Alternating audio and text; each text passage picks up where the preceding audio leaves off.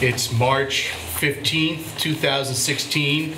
We're here for our second regularly scheduled March 2016 Brattleboro Selectboard meeting.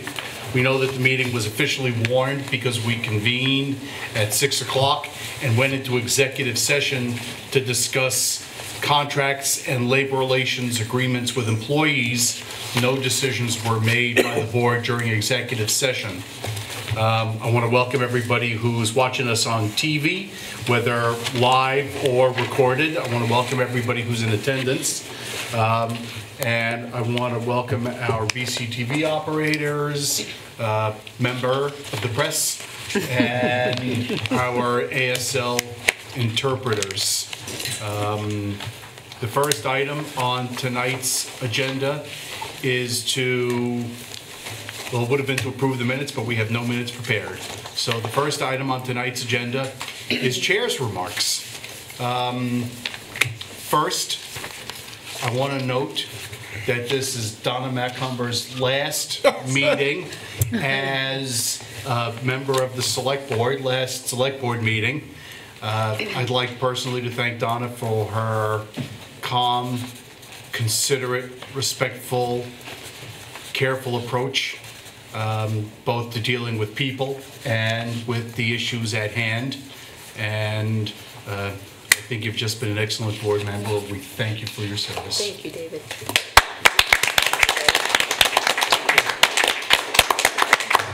Second, I want to note that we are in that period of time where we had like 5 select board related meetings in maybe a 10 or 11 day period, 2 select board meetings, 2 town meetings, and an informational meeting last Wednesday.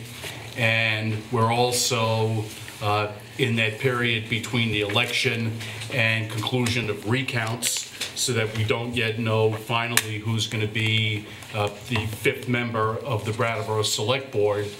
One of the items that took place, as everybody knows, was our town meeting last Saturday relating to the police fire facilities meeting. And while that is an item that's on the agenda for business related purposes, I do want to talk to it briefly in opening remarks.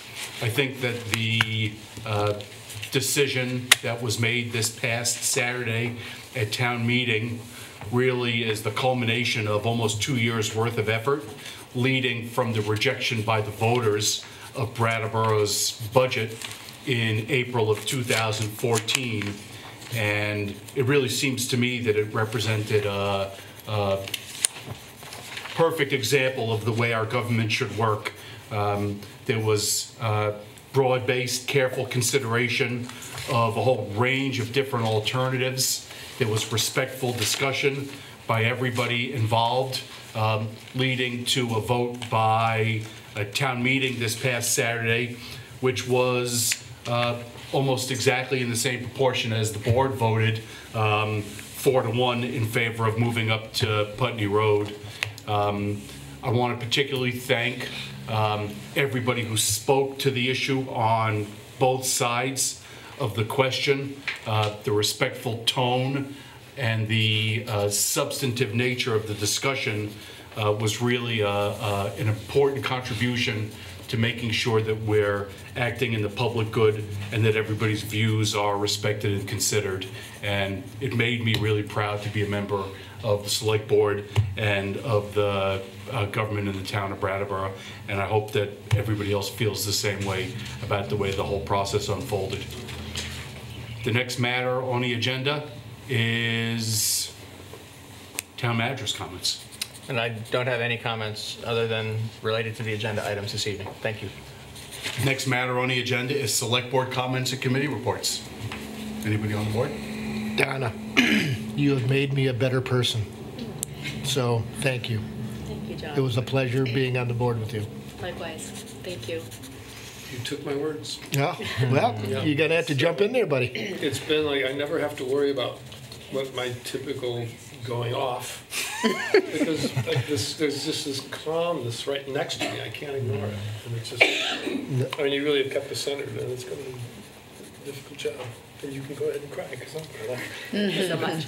And I just want to say it has been an absolute pleasure being present on this particular body of people, stepping in the water, my first elected office, serving a town that I really believe in and value, deepening relationships. I think I've been entirely spoiled on this select board because I think we've disagreed respectfully, we've been honest, we've brought our full selves to this board. We've struggled with some pretty difficult times and come through. I think we hired an amazing town manager, and it's just been a pleasure to serve with each and every one of you. So I will dearly miss my Tuesday evenings and the privilege of being in this body. And I really encourage, I know this election is almost done.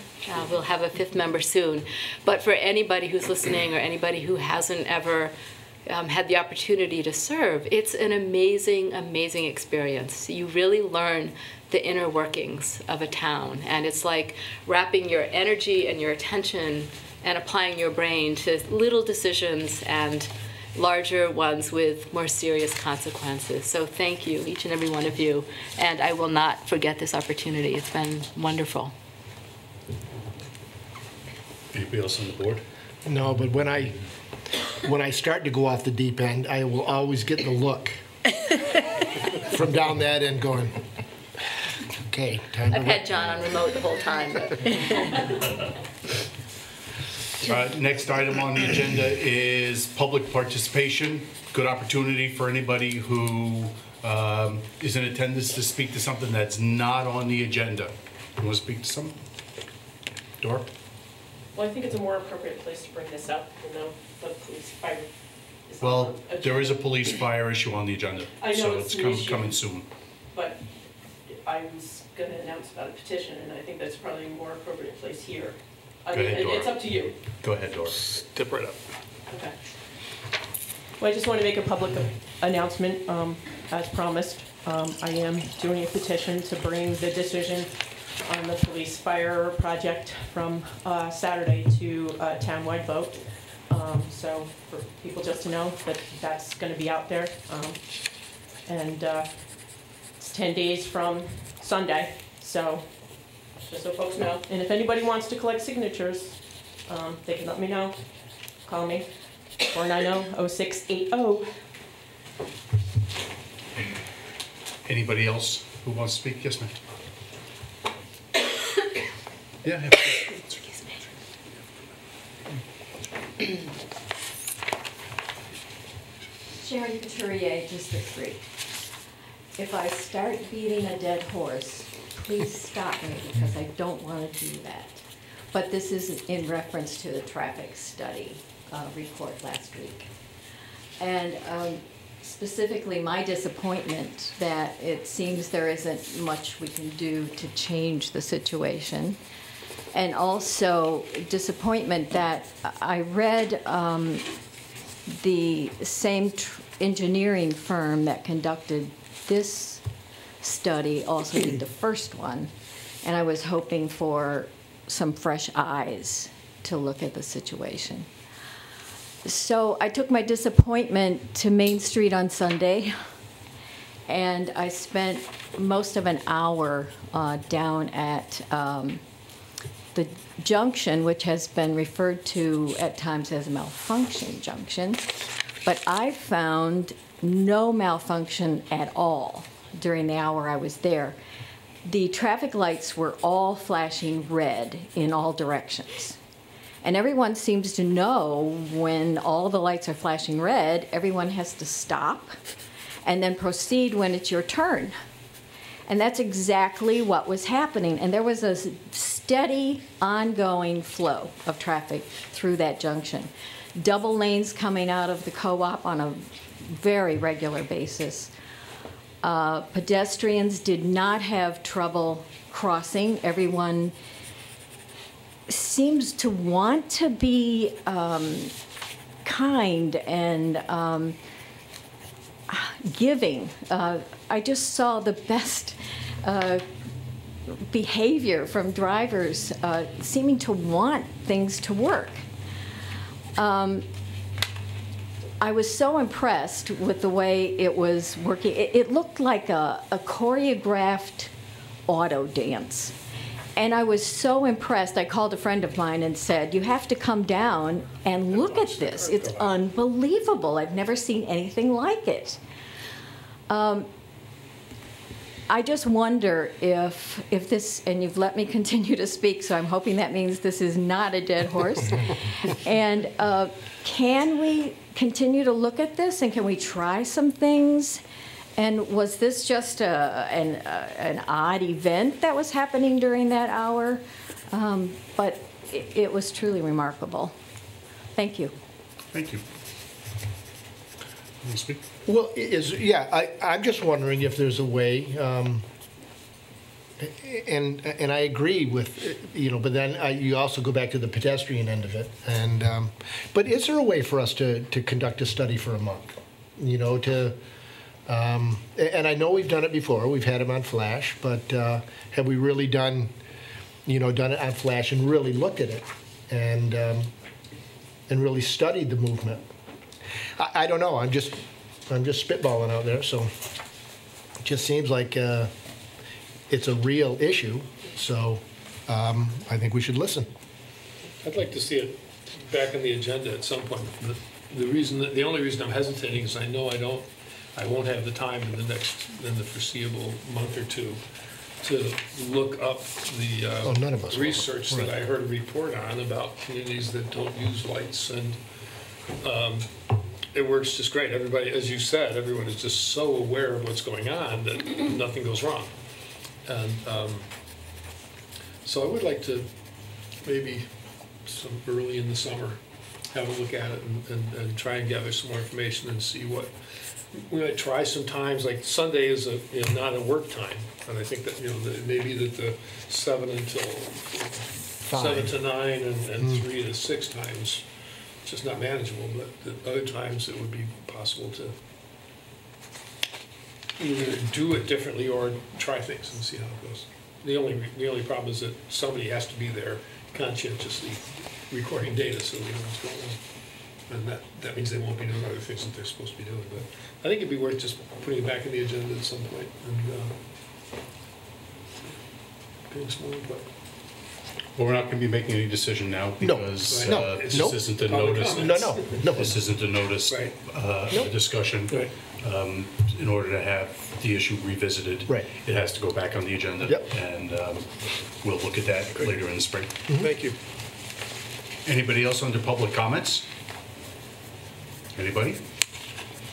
Next item on the agenda is liquor commissioners. We are looking, please, for a motion to convene as liquor commissioners. So moved. We have a motion to convene as liquor commissioners. All those in favor, please say aye. Aye. Anybody opposed or abstaining? That carries 4-0. We should note, and I neglected to say this earlier, that Ms. O'Connor is not available tonight due to prior commitments relating to her role with the Vermont Yankee Decommissioning Citizens Advisory Board. And as a result, there's only 4 members on the board with us here tonight. And we still need a majority of the total board in order to approve any item. So if there's any question about approval, anybody wants to defer any item, they should just let us know, because we can also continue any item to another agenda if we feel that a full board should be making the decision. So the first item under liquor commissioners is festival permit for Brattleboro Brewers Festival. Are you here in attendance to talk to that? Well, if you want to come up, tell us your name, and it's a good time to get some free publicity too. So if you want to tell us about the event. Yep. Kelly Corbeil from WTSA. I'm part of the Brattleboro Brewers Festival Committee. And Avery Schwenk from Hermit Thrush Brewery. So we're looking for approval on the festival permit for this year. It will be our 5th year. It'll be at Vaubec where it was last year. It's the same setup. We've talked to fire, police, rescue, and everybody's given us approval on those ends. We have about 30 brewers that we've invited, all New England. We try to keep it to New England. Of course, we have ours from this town, such as Hermit, Thrush, and Whetstone, and we have 14 Vermont breweries that'll be there. We have 8 from Massachusetts, we have 1 from Maine, a couple from New Hampshire, a couple from New York, and 1 from Connecticut. So we're looking forward to it. And the high school is gracious enough to let us use their parking, so we'll be shuttling people up to Vauback. We have, let's see, First Student is helping us with buses. The taxi company's on board, so all our tickets have the taxi number so they can be called at any time to be picked up wherever they might be. This year we have a band, a Vermont band. It's called Mr. Charlie and the Blues for Breakfast Band. They're from Burlington, pretty well known up there, and they're going to come down and play at our festival this year, so that's exciting. Part of our proceeds will go to Brattleboro Goes Forth to help fund the fireworks and parade, knowing that there's been a deficit with Vermont Yankee funding, so we're going to try to help them this year. And Yeah, I can say I've been part of the Brattleboro Brewers Festival as both an attendee and as a vendor in the past.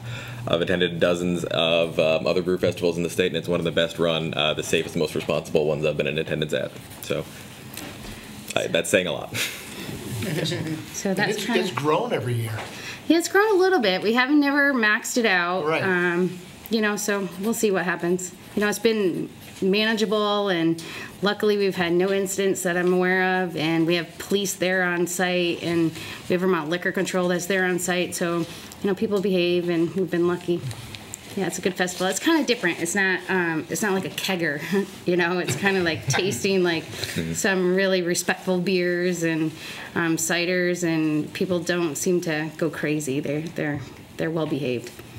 So. And then one other thing is, obviously, the reason we started this whole thing is to try to bring people to Brattleboro. So we're hoping people will stay overnight, that people will go to the stores, they'll eat at the restaurants, and, you know, make it a Brattleboro weekend. And my other hope is, you never know, some of these breweries might end up, you know, looking at Brattleboro as an opportunity to move themselves here. And Vauback's a great location right there to have a brewery, so you never know. Somebody might be interested, and you know, we could find a new business or two that might come to town. So I don't know if Avery wants another brewery. I mean, I'm just guessing. So Any other comments or questions from anybody on the board? Anybody who's in attendance have any questions or comments? Maybe I can just confirm with the chief, just in terms of the last 4 years worth of events, there's never been any issues, and police are comfortable with all aspects of the planning? No issues at all. We're very comfortable. Excellent. Nobody else? Well, then we're ready for a motion. I move to approve the application for a festival permit for Four Seasons Media, Inc., doing business as Brattleboro Brewers Festival on May 14th from 12 p.m. to 4 p.m. at Vermont Agricultural Business Education Center located at 40 University Way. We have a motion to approve the Brattleboro Brewers Festival permit. Any further discussion? Hearing none, all those in favor, please say aye. Aye. Do we oppose or abstaining? That carries 4-0. Good luck. Thank you. All is well. Where are you going, David? You next? You're next.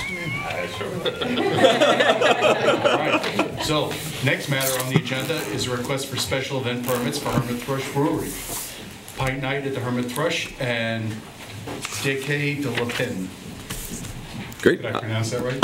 As far as I know, the Pint Night we're doing on a Thursday night. You know, usually we've been having our Pint Nights on Fridays in association with Gallery Walk. Our gallery partner this month is Insight Photography. They're having a raffle for a lot of the photography that's up on our walls this month. They asked if we would do kind of an end-of-the-month event with them, so on a Thursday night they picked the date, and we thought we'd help support and bring some more people out on a Thursday night by having a Pint Night for that one. As for the Decade de la Pen, I actually can't speak too much to that event. My understanding is it's a 10th anniversary gathering for a local record label, so there'll be live music in the Hooker Dunham building, and so they asked if we would help by providing some beer for them, and so that's my intention. Any questions from anybody on the board? Anybody in attendance have any questions about this request for special event permits? I hope that we're going to be moving towards an administrative procedure for special event permits in whole or in part. Great. We might see you a little less, but you wouldn't have to come here so much for permits. I guess we're ready for motion. To approve 2 special event permits for Hermit Thrush Brewery LLC for 1, Pint Night at Hermit Thrush Brewery, located at 29 High Street on March 24th from 5:30 p.m. to 9:30 p.m. and 2, Decade de la Pen, 10-year anniversary for the disc. How do you pronounce that? I have no idea what Good, it's saying. thank you. Yeah. De La Pen label at the Hooker Dunham Theater and Gallery located at 139 Main Street on April 2nd from 3 p.m. to 11 p.m. We have motion to approve the 2 special event permits for Hermit Thrush Brewery. Any further discussion? Hearing none, all those in favor, please say aye. Aye. Any opposed or abstaining?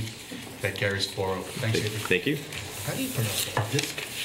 Just do that. The next matter on the agenda is the application for a first-class liquor license for J&C Restaurant doing business as Pan Asian. You're here to speak to that? If you want to come up.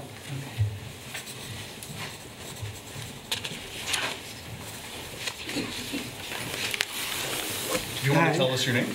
Yeah, my name is Johnny Lin. Hi, how are you? Hi, I'm doing good. And I like to contain the Pan Asian restaurant, doing the like a family restaurant. And I own restaurant about 20 years. Also, my wife more than 20 years. And I help everybody. So you've been up the restaurant 20 years? I'm hangover about 10 years. Then work Boston 5 years. Work in the New York City, in Manhattan about 5 years. Wow. So the liquor license that you're applying for, Yes. You've been there recently at Pan Asian? Yes. And have you been one of the license holders recently? And yes, and yeah. All right. So you're continuing ownership? Yes, And you yes. want to continue the liquor license at the same restaurant? Right. Okay. And then older ownership is my wife's sister. Okay. Then we just like doing family restaurants. She wanna retire. Then I and my wife to contain this restaurant. Good. So why? Then everything will be same, like a same name. Yeah. Yeah. Then food service also like a Japanese and Chinese restaurant. Yeah. So do they have to come before us? Yes. Oh, okay. Peter, maybe you can explain why I we can, need the new yeah. license. The state requires that when there's a change in ownership like this, even though it was 3 owners and now it's going to be 2 owners, and the 2 new owners were 2 of the 3, Yeah. even under these circumstances, because the names on the license will now be these 2 rather than the previous 3, it requires this action by the board and final action by the Division of Liquor Control. We had a group approval of liquor licenses 2 or 3 meetings ago. Right. I take it that you were still in transition Yes. of ownership, and so you weren't ready yet Not yet. to make the application, but you're ready now. Yes. Good. Yes. Great. Yeah. Good. Excellent. Anybody on the board have any questions about this request for a liquor license by Pan Asian, formerly J&C Restaurant Inc.? Anybody in attendance have any questions about this liquor license? Well, then we're ready for motion. I move to approve a first-class liquor license for J&C Restaurant, Inc., doing business as Pan Asian, located at 766 Putney Road. We have a motion to approve the liquor license for Pan Asian. Any further discussion? Hearing none. All those in favor, please say aye. Aye. Anybody opposed or abstaining? That carries 4-0. Good luck. Oh, thank you very much. Thanks All for right. coming. See you. Thanks All right. for coming. Thank you. Bye-bye. Thank you, everyone. Is there any other business under liquor commissioners? We're ready for a motion to adjourn as liquor commissioners. So moved. We have a motion to adjourn as liquor commissioners. All those in favor, please say aye. Aye. Any opposed or abstaining? That carries 4-0. Next matter on the agenda is Police Fire Facilities Project. It says continued discussion and possible FY17 budget adjustment for representative town meeting. I think there's 3 sets of issues that I'm aware of at this point to be addressing. If anybody's got any others, now would be a good time, although we'll be talking about it going forward as well. First, based upon town meeting's approval of moving up to Putney Road, we need to adjust the budget for presentation to town meeting this coming Saturday in order to put in the interest payments on the first year's borrowing that will be necessary to build out the rest of the project, including the reduced scope on Putney Road. Is that fair to say? That is fair to say. And so that's one issue we're going to discuss. The second issue I'd like to address has to do with the current posture of where we stand and reaching out some more to the public about that. And then the third has to do with the Police Fire Facilities Committee and resurrecting that committee and how quickly. Are there any other issues to be addressed under police fire at this time? Would you like me to ask now? And then, because, all right, well, I was going to ask for a friendly amendment to the article on Saturday to put back in the upper floor at Central Station. But I'm not going to continue that if we feel that there's a procedural problem with this. And I think the chair has some discussion on this, and before I get into it, to not waste any time, I just as soon hear that, and then if we feel like it should go forward, then I'll finish my speech. But well, I think a good time would be when we are specifically discussing the increase in the budget. okay, that's Whether fine. I think there's a procedural issue or not, you should do what you think is appropriate. Again, That's my view. Well, no, it's a view, and I appreciate that, but I just want to, I don't want to put any, undue pressure on this project. So I'm just asking for support, and if I don't feel it's there, then I won't ask for it. So right, I'll ask during then. So that's another issue, which is should Now it's 4 issues. should we revise the plans for police fire to take the Central Station plan back to the 2013 plans rather than the scale back one? So that's a 4th issue. Any other issues Not that I- for police fire at this point? No. All right. So I think I'm going to talk first about the Police Fire Facilities Committee. Yay. I think that it's time to Yes. reconstitute the Police Fire Facilities Committee, and I'd like to begin by Betcha. inviting back all the members who were on the committee and seeing if they are interested in serving again. And we'd like to have their input and their support as we shepherd this project forward. So I think we probably should discuss that and then, have a formal motion to, reconstitute the Police Fire Facilities Committee, Citizens Committee, and how we do that. I guess that my preference would be to have Peter contact all of the individual members, see if they want to continue, and to the extent that there are openings, that we then post that at the next select board meeting and then take applications through the following, through 2 weeks later or something, and then select people at the following meeting. I think it's an excellent idea. I mean, it's long overdue. What is the size of that committee? We Is that had 8 people? I think it was 8 plus Eight John. plus- 8 plus me. Yeah, I don't think I have. And Dave usually went as well. Right. Right. Do we know when was the last time that Who? committee formally met? January of 2015. Okay. So it's been some I've time. had some informal interaction with every member of the committee since then, and It's been that long? with some of them I've had several interactions over the last year, but the committee hasn't formally met since January of 2015. I like the idea of outreach and seeing who's available. I think it was a very hardworking, very It was a very functional good group committee. of people. They met for a long time. They did a lot of good work.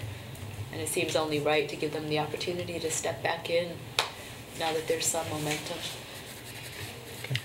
So, Sounds like everybody on the board's in favor of doing that. Is there anybody who's in attendance who wants to speak about reconstituting the Police Fire Facilities Citizens Advisory Committee?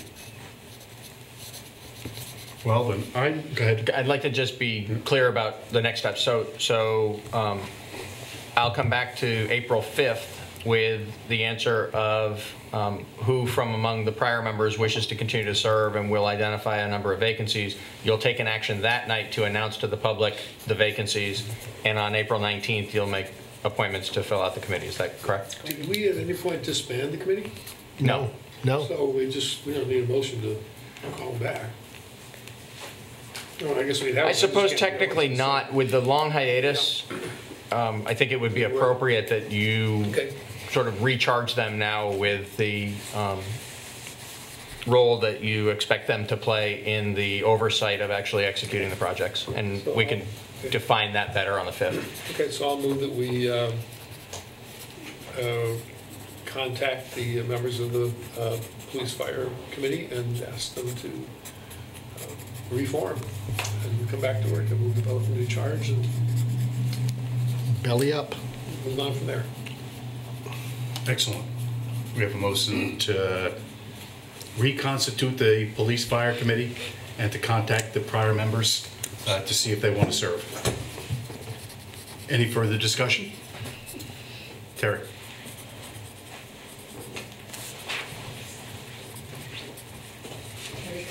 I'm assuming that this new committee, that will include a venue for residents downtown, for like where people can go to fill out reports or do check-ins or lost and found. This will be included in it, correct?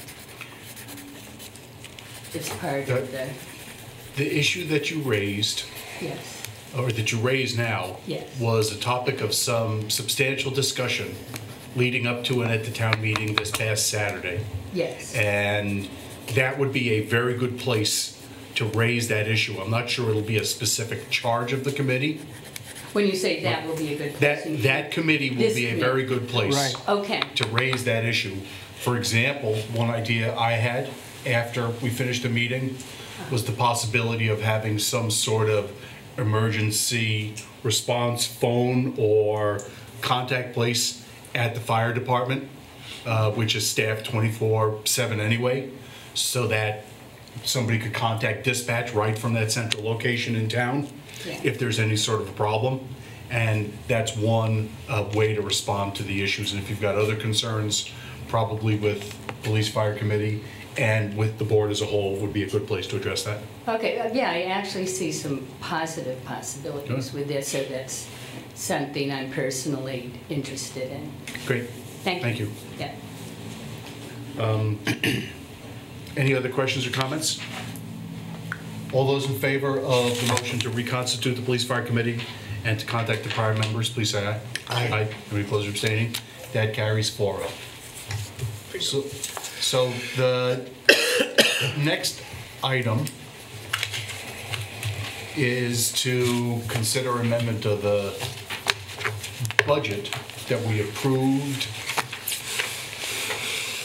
at the end of January in order to include the borrowing on the first year's additional debt service for moving ahead with the police fire project this year. So the amount of the first year debt service is $176,000 $906, which will require an increase in the property tax rate of $0.015 from the 1.82 cent increase that's already been incorporated into the budget. Had we been staying at the municipal center, the increase would have been $199,138 for first year's debt service, which would have been a penny 69-cent increase. So I move to amend the budget approved by the Brattleboro Select Board in January 2016 by increasing debt service by $176,906, which will make the total budget Right here.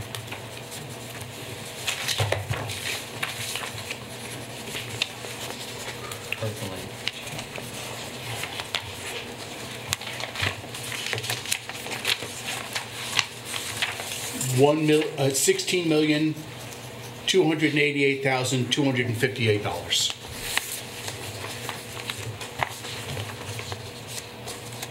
Discussion from anybody on the board about that one? Anybody who's in attendance have any questions or comments about that?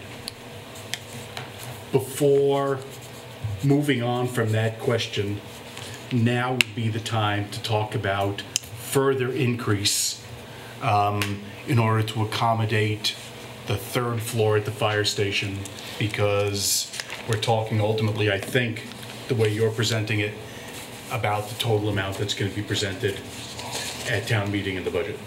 So if Dora's hand is up, we can listen to her first. Yep, But then that's it'd be a good time for you to talk about that now, if that's Well, okay. I'm not actually sure whether you want me, it's really a general bond question than it is specifically about the motion, but you're not necessarily discussing that, so it was, I don't know if you want me to. I think you should pose whatever question you have. and We'll do our Okey-doke. best to answer and respond if you want. Well, no, the issue is that regardless of what happens with the project, that whatever project we end up with, we are taking out bonds. And we have at least 3 serious presidential candidates that are talking about doing some sort of public infrastructure funding. So the question I have is, if that were to come up and we were to take the whole amount out in a bond,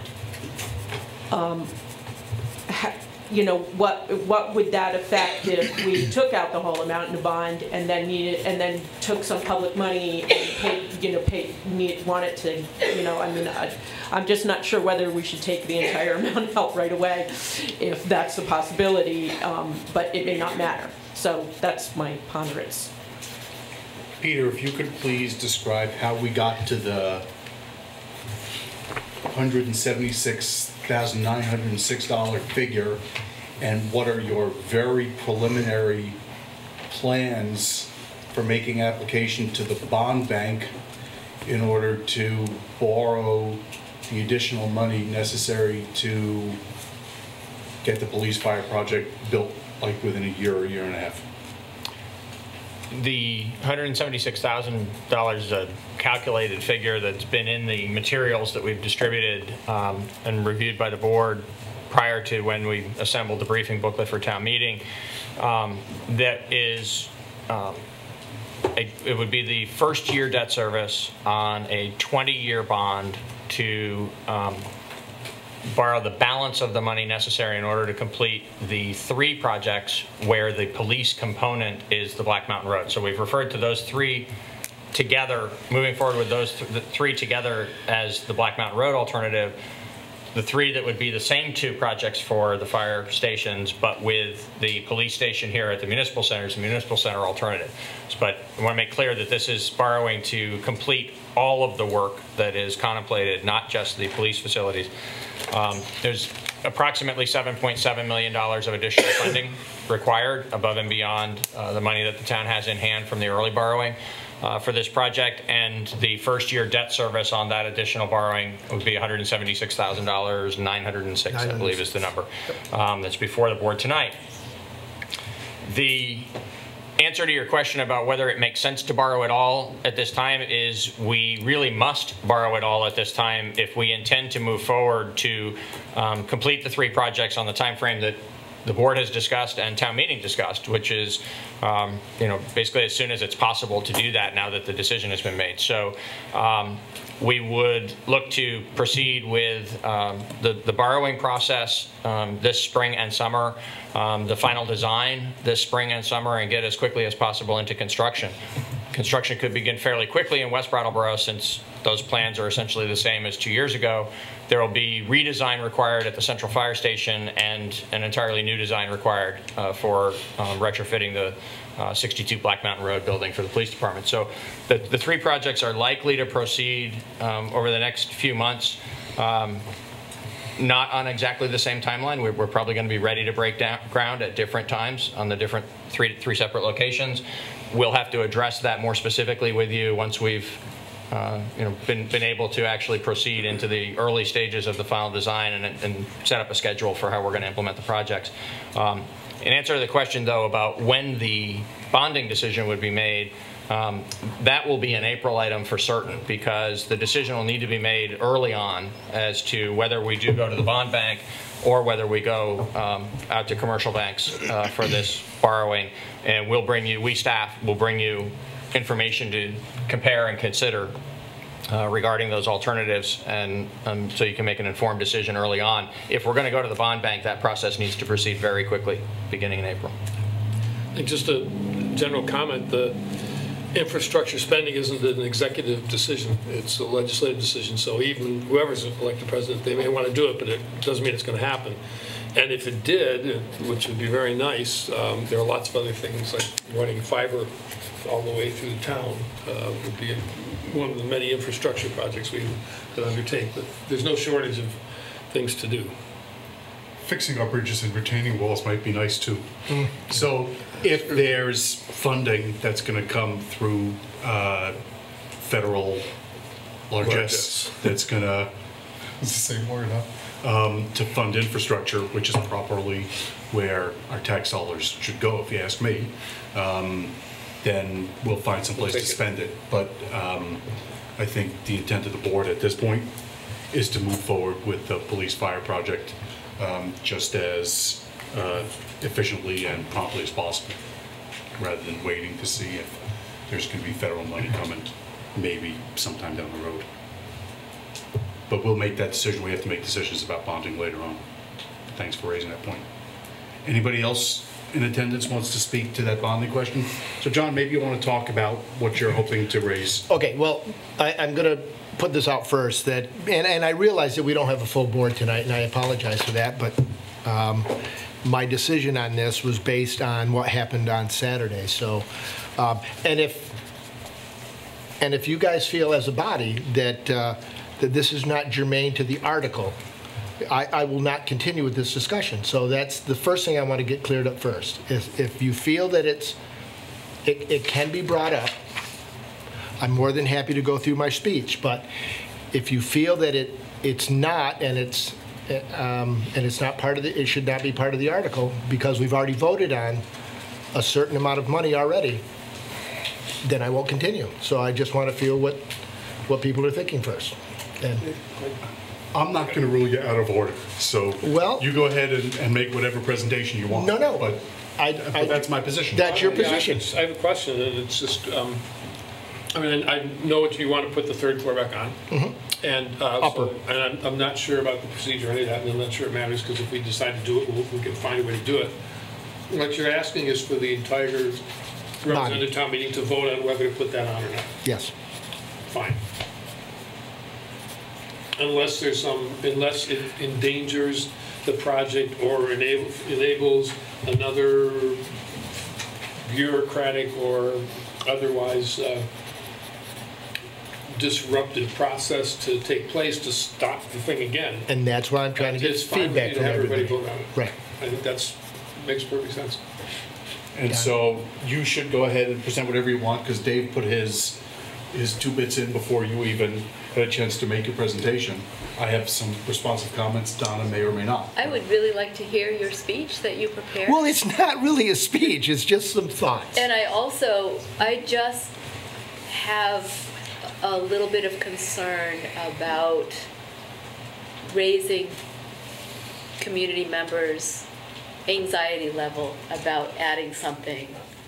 But I really want to hear what you have to say and then can respond after I've heard your pitch. That's a good point. Well, okay. So the first thing, I would like to thank Peter and John for helping me out with this, because they came up with the figures, and I won't go into the figures, quite yet. But to me as a builder, it just makes logical sense to put the upper floor on at this point. We will never, ever be able to build that square footage for the price that we can do it right now at. And it just makes sense to bring us further into the future than what we're thinking about now. This project will not be brought up for another 20, 30 years if we build this correctly. And I'm not saying that we're not building it correctly. I'm just saying that the original plan down there made a lot of sense. And I know we were trying to cut nickels and pennies, but for me, as a builder, it just doesn't make logical sense. And the fact that we may be able to use the upper floor to our benefit somewhere down the road. And this is just, and I don't want people to think about this too hard, but say we decide to liquidate the municipal center and get out of it. It might be a good place for our offices down there for a while. I don't know. Again, I'm just throwing out ideas. And I just think we really need to look at the bigger picture of where Central Station is. It's going to be there for a long time. I think we owe it to the future people and to the future boards of Brattleboro that we do this as correctly as possible. And to eliminate that third floor, or the upper floor, is, and I hate this statement, penny wise and pound foolish, but in this case, it really makes a lot of sense. So I just wanted to go over quickly the figures. And I gave you guys, and I've got a couple extra if people want to look at it. So that would cover the first year debt service. So right now, for fiscal year 17, we would go from our first year payment. Is that correct? Mm-hmm. You want to? You're probably, would you like me to tell? Yes, yes, sure. Please, because you're much better at the figure end of it. So the additional funding that would be required compared to the motion that's on the floor is $12,474 for FY17.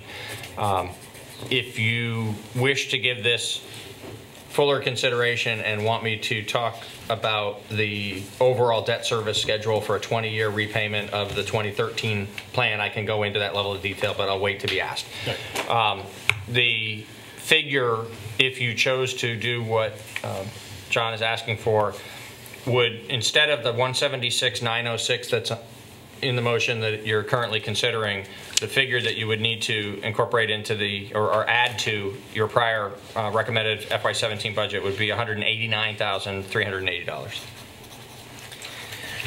So just think about that for a second. It's $12,500 for the first year for an upper floor that you'll never, ever be able to put that structure up for that kind of money. And to me, to save, and I don't even know what percent it is of, it's a half a penny, or, and I know we're in, yeah, I know we're in a, we're always looking at ways to save money. This to me does not seem like a way to save money. It just seems like a loss for us at this time. And again, I don't want to jeopardize this project. I don't want to have the full body on Saturday think, oh my God, here we go. And so that's why I'm asking for your thoughts and where to go from here. I got yet another thought.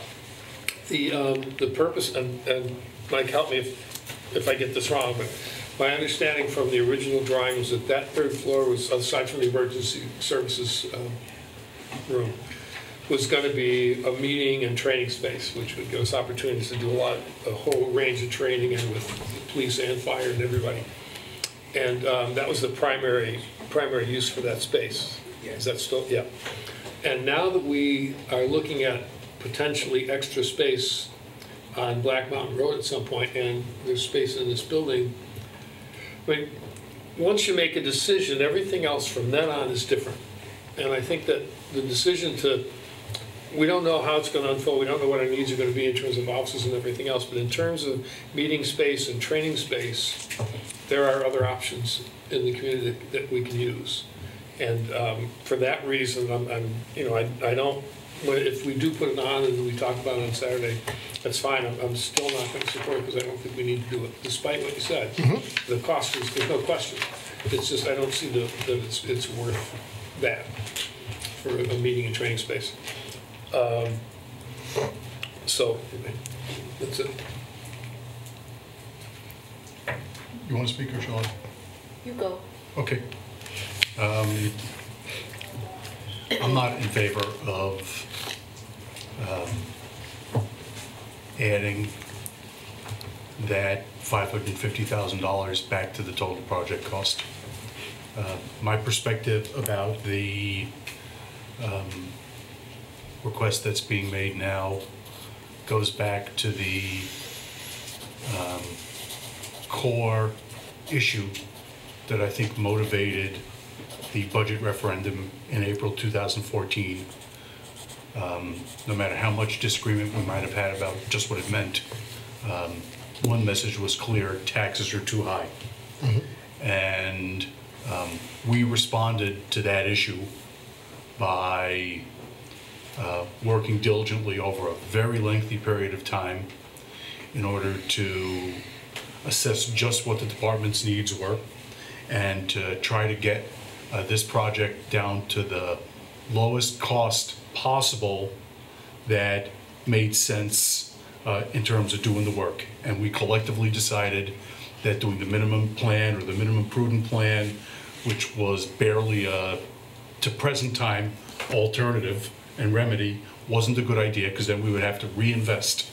And then we looked at broader plans, including the totality of what we had gotten approved in 2012, adjusted for inflation, and then the lower cost alternative here, Municipal Center, and the Black Mountain Road alternative. Ultimately, the board as a whole reached the conclusion that we should be presenting a project back to the voters that would cost in total $12,760,000, which is West Brattleboro as it was proposed and as it was developed, Central without the third floor, and then moving up to Black Mountain Road. And I wish that the costs could have been lower, but inflation caused the total costs to increase somewhat. And at the very least, we have brought a proposal back to the voters that is absolutely responsible, cutting about 10% out of the budget that was originally approved. It's just about as responsive as I think we can be, given the scope of the work that's been deferred and that needs to be done. I am not in favor at this point of adding $550,000 back in order to build what was approved in 2012, because I think that really puts us in a position where we're going back to the electorate as a whole and saying, here's the project back, and we've barely saved you any money because we think what we did in the first place was exactly right, and we haven't even bothered to engage in any cost savings. I am not in favor of that, and I'll vote against it. And I don't think it's proper to put it in front of the town meeting as a whole. We already voted as a select board not to make that recommendation to town meeting and not to include it as part of the plan that's moving forward. And I really don't know why we're raising the issue again at this point, but it's certainly something that's capable of being brought back up, but I'm against it.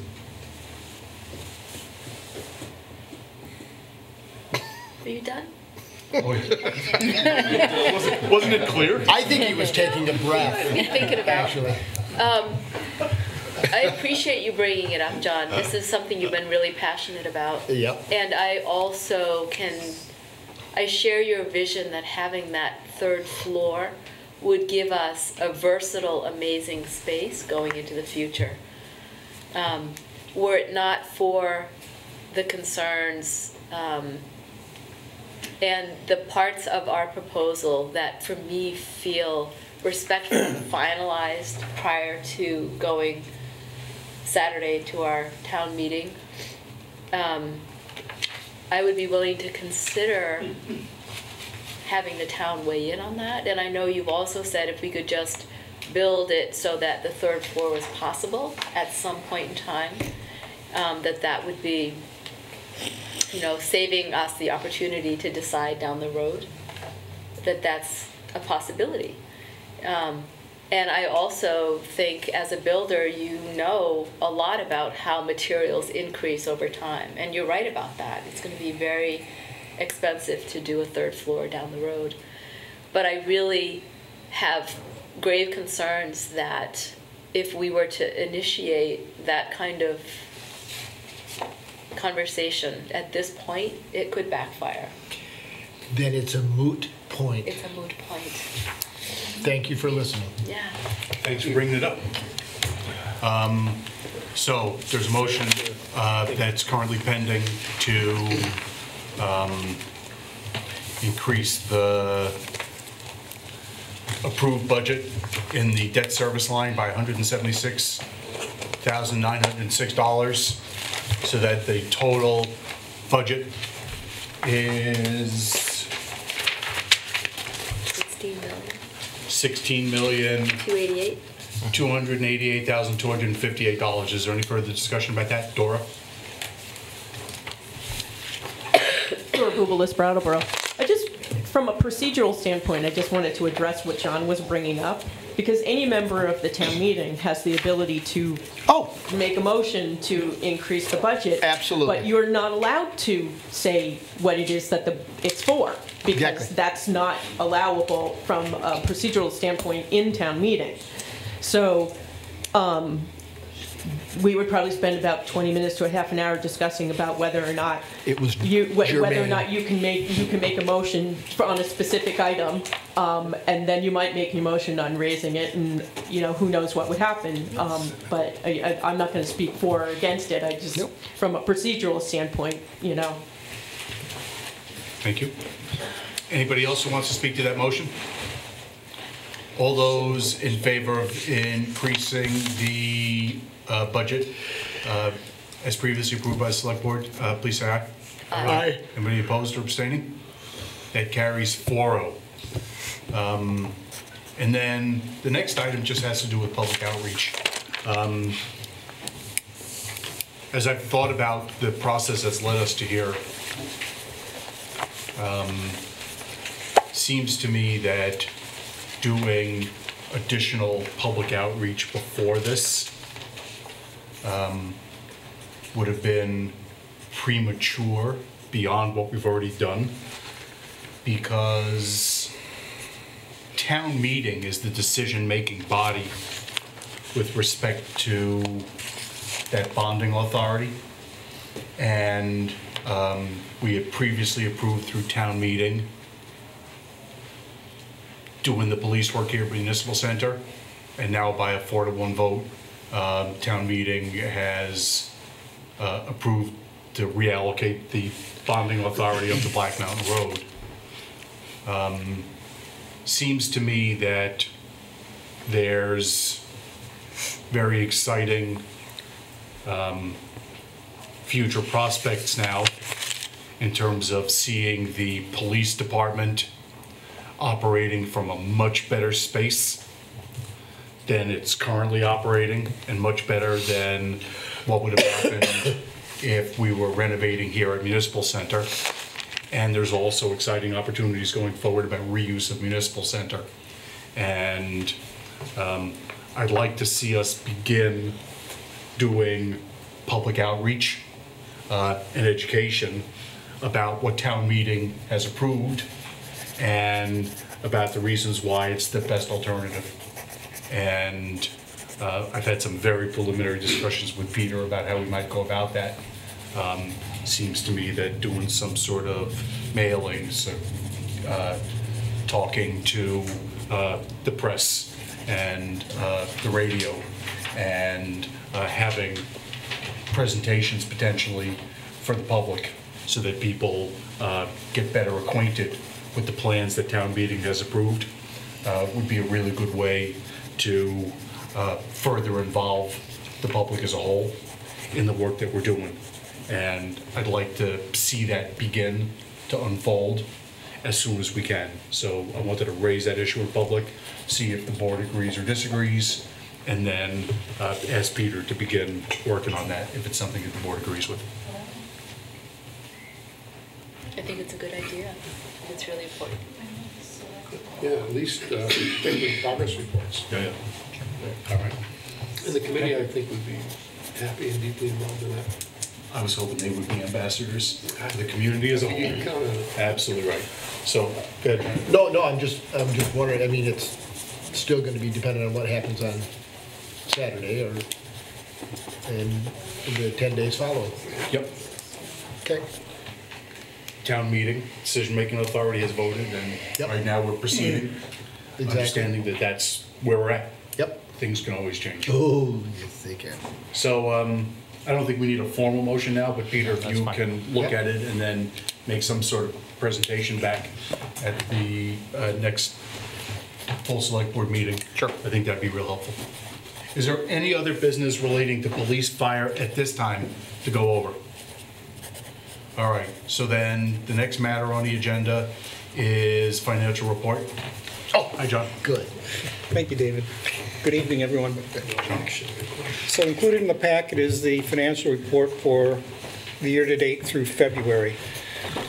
We're 66.7% of the way through the year, and general fund expenditures are at 66.1% of the annual budget.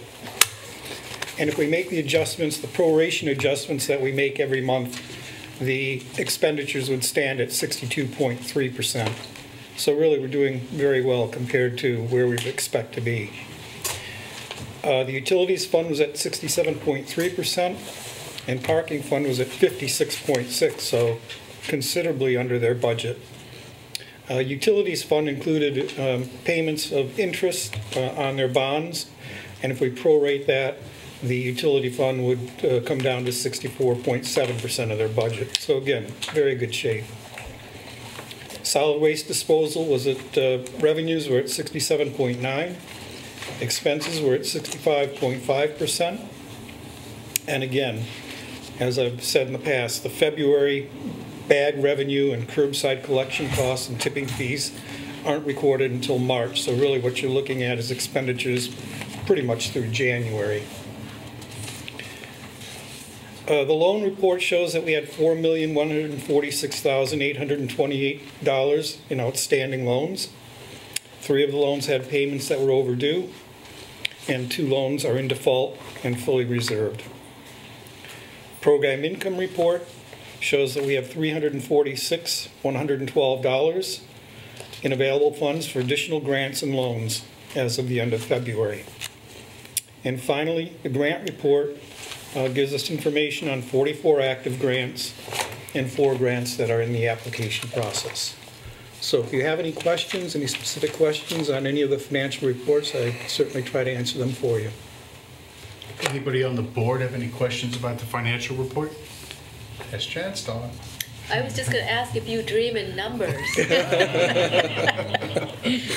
Yes. Thank you for 2.5 years of financial reports. Your main culprit left, so he must not have anything. Anybody who's in attendance have any questions about the financial report? Thank you, John. You're welcome. The next matter on the agenda is audit services to award the bid. In years past, This was interesting. many years past, we have used the services of Budget. Budget Jeanette Crow-Wisner out of Montpelier for our town's audit. and a decision was made to put this out to bid. Peter, you want to talk with us a little bit about that? Sure. So it's always healthy to have a fresh set of eyes on the books from time to time, and it had been a good long time since the town had changed auditors. Having said that, we didn't set out necessarily to change auditors because it's also there's a counterbalancing aspect of fairness to make sure that the existing auditors get a chance to bid on the work. So they did have that opportunity, and we also received bids from 3 other firms. The summary of the bids is in the backup materials here, a memorandum dated March 3rd that John prepared for your review. John and I recommend, after a thorough review of the references, that you award the work to Batchelder Associates from Barry. They're substantially less expensive, both than what we have been paying and than the other bidders for this work. And so one of the things that was really important to us in preparing to bring the recommendation to you was satisfying ourselves that there hadn't been an underbid here. You know, not that would have happened intentionally, but rather that perhaps some misunderstanding of the complexity of our books or something else that might have caused the low bidder to underestimate the amount of time that might be required to do our audit. But John has had communication with the principal at Batchelder Associates and talked about how they would approach doing the audit, and has reviewed those plans with the accountants on our staff that would be primarily involved in producing the work that would be reviewed by the auditors. And we feel comfortable recommending to you that this work be awarded, and the town capture both that fresh set of eyes and a nice cost savings at the same time. Are they a relatively new company? No, they're just better with computers than some of the others. I don't know why there's such a large difference in the number of hours. I really don't. And That's a huge difference. I expressed my concern to Bonnie Batchelder, the principal, in a telephone call with her and with my staff and me.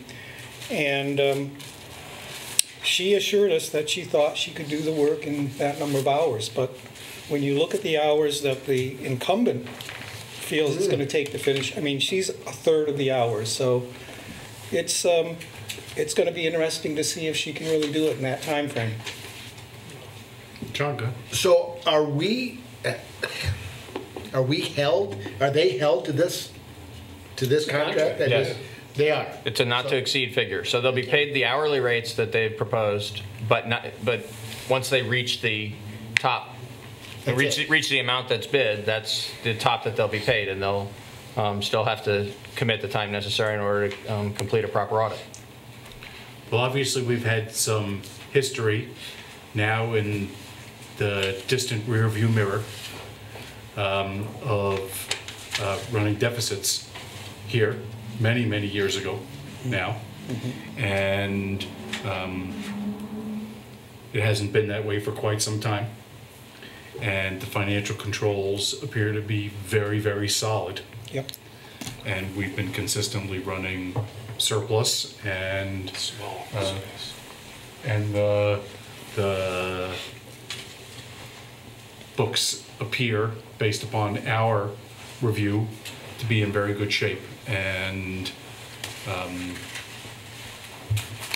think we have to rely on the recommendation we're getting based upon the review that you've done of the services they can provide. And if it's your conclusion, this is what you do for a living, that in 140 hours they are going to be able to review the books thoroughly and do the audit as required, I'm prepared to rely on their recommendation at this point. You know?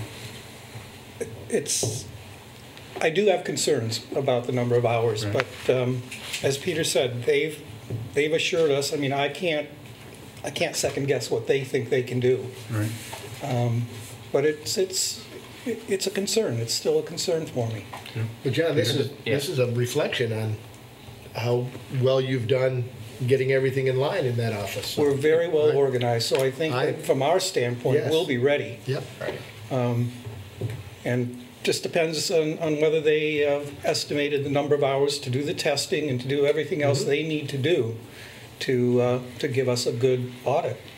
Peter, why don't you Yeah, speak I'd that like to some?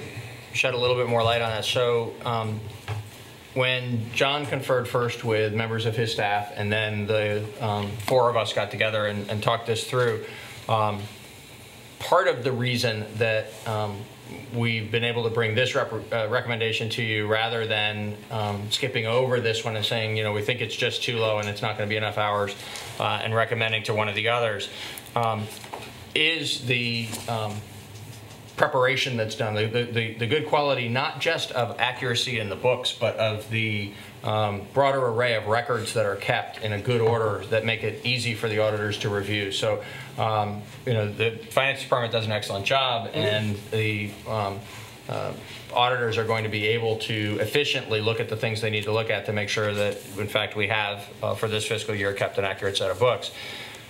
In addition to that, one interesting thing is, and when you compare in more detail the different proposals that we received, they're relatively equal in terms of how the amount of time that the senior people will devote. The additional hours that the other firms would devote compared to Batchelder were not completely, but primarily in the area of the more junior members of their staffs. And to some degree, based on our prior experience, that's been in the process of gathering and organizing materials for the more senior members to review. We recognize that Batchelder and Associates will rely, perhaps to some greater degree, but certainly will rely on our staff and the finance department to be responsive to those requests, so that the gathering and organizing of the materials for the auditors to review will fall to a greater degree here internally. We're prepared for that, and we think, again, there's the double benefit here of both the fresh set of eyes and the substantial cost savings. If for some reason there's something about the experience this year that gives us any cause for concern going forward, we're not committed to anything more than the first year, but we do have the opportunity to exercise an option for a second and a third year if we have a positive experience. So, again, with that appropriate caveat that it's, you know, it is a lower number of hours, and that's what generates the lower bid, we feel comfortable that this is the appropriate course of action for the town. They may not want to come back. Question, do they audit comparable municipalities? So Batchelder, that was another thing that we vetted with them, because Batchelder's experience has been primarily with smaller municipalities. But again, the condition of our books is what gives us the level of confidence on that. So if we were a larger municipality coming out of a more troubled period of time where we knew that an auditor was going to need to dig deeper to help us correct deficiencies, then we wouldn't be comfortable making this recommendation to you. But given that the town's been through a process for the better part of a decade of coming out of such a time and being now in a really solid period where we've been receiving clean audits and we know that the condition of our books is good, we feel that this is, again, a safe and proper way to proceed.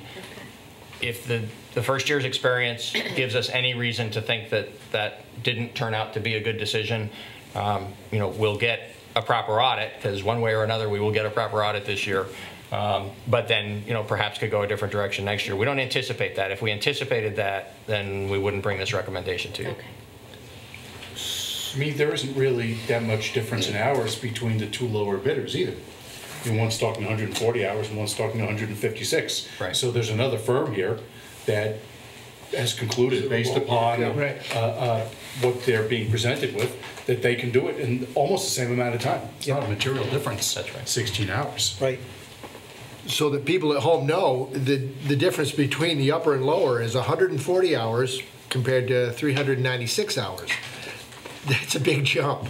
And the difference in cost from 16,280 to 42,000. That's a big savings. So I hope they can do it. I just hope it works out. I know we've had good luck with budget in the past, and they've been incredibly thorough, but hey. Anything else from anybody on the board? Is there anybody who's in attendance who's got anything that they want to comment about the audit service bid? We're ready for motion. Please. To award the contract for fiscal year 16 audit services with options to renew the engagement for fiscal year 17 and fiscal year 18 to Batchelder Associates of Barry, Vermont. Any further discussion? Hearing none, all those in favor, please say aye. Aye. Anybody opposed or abstaining? That carries 4-0. Good job, John. Thank you. Thank you, John. Next matter on the agenda is the cruiser bid. You sounded pretty confident there, buddy. We'll see. Hi, Mike. Good evening. Chief. In the fiscal year 2016 capital plan, it was approved for $84,000 for 2 cruisers for the police department. The process of buying and upfitting cruisers is done in 2 phases, and we do that simply because we have found in the past that quite a bit of savings by doing it by 2 different bidders. The vehicles that we went out for is the Formula Ford out of Montpelier, Vermont for the state bid, and we're requesting 1 SUV and 1 sedan. The SUV came in at $23,932, and the sedan came in at $21,927 for a total of $45,859, and that was from Formula Ford for the state bid.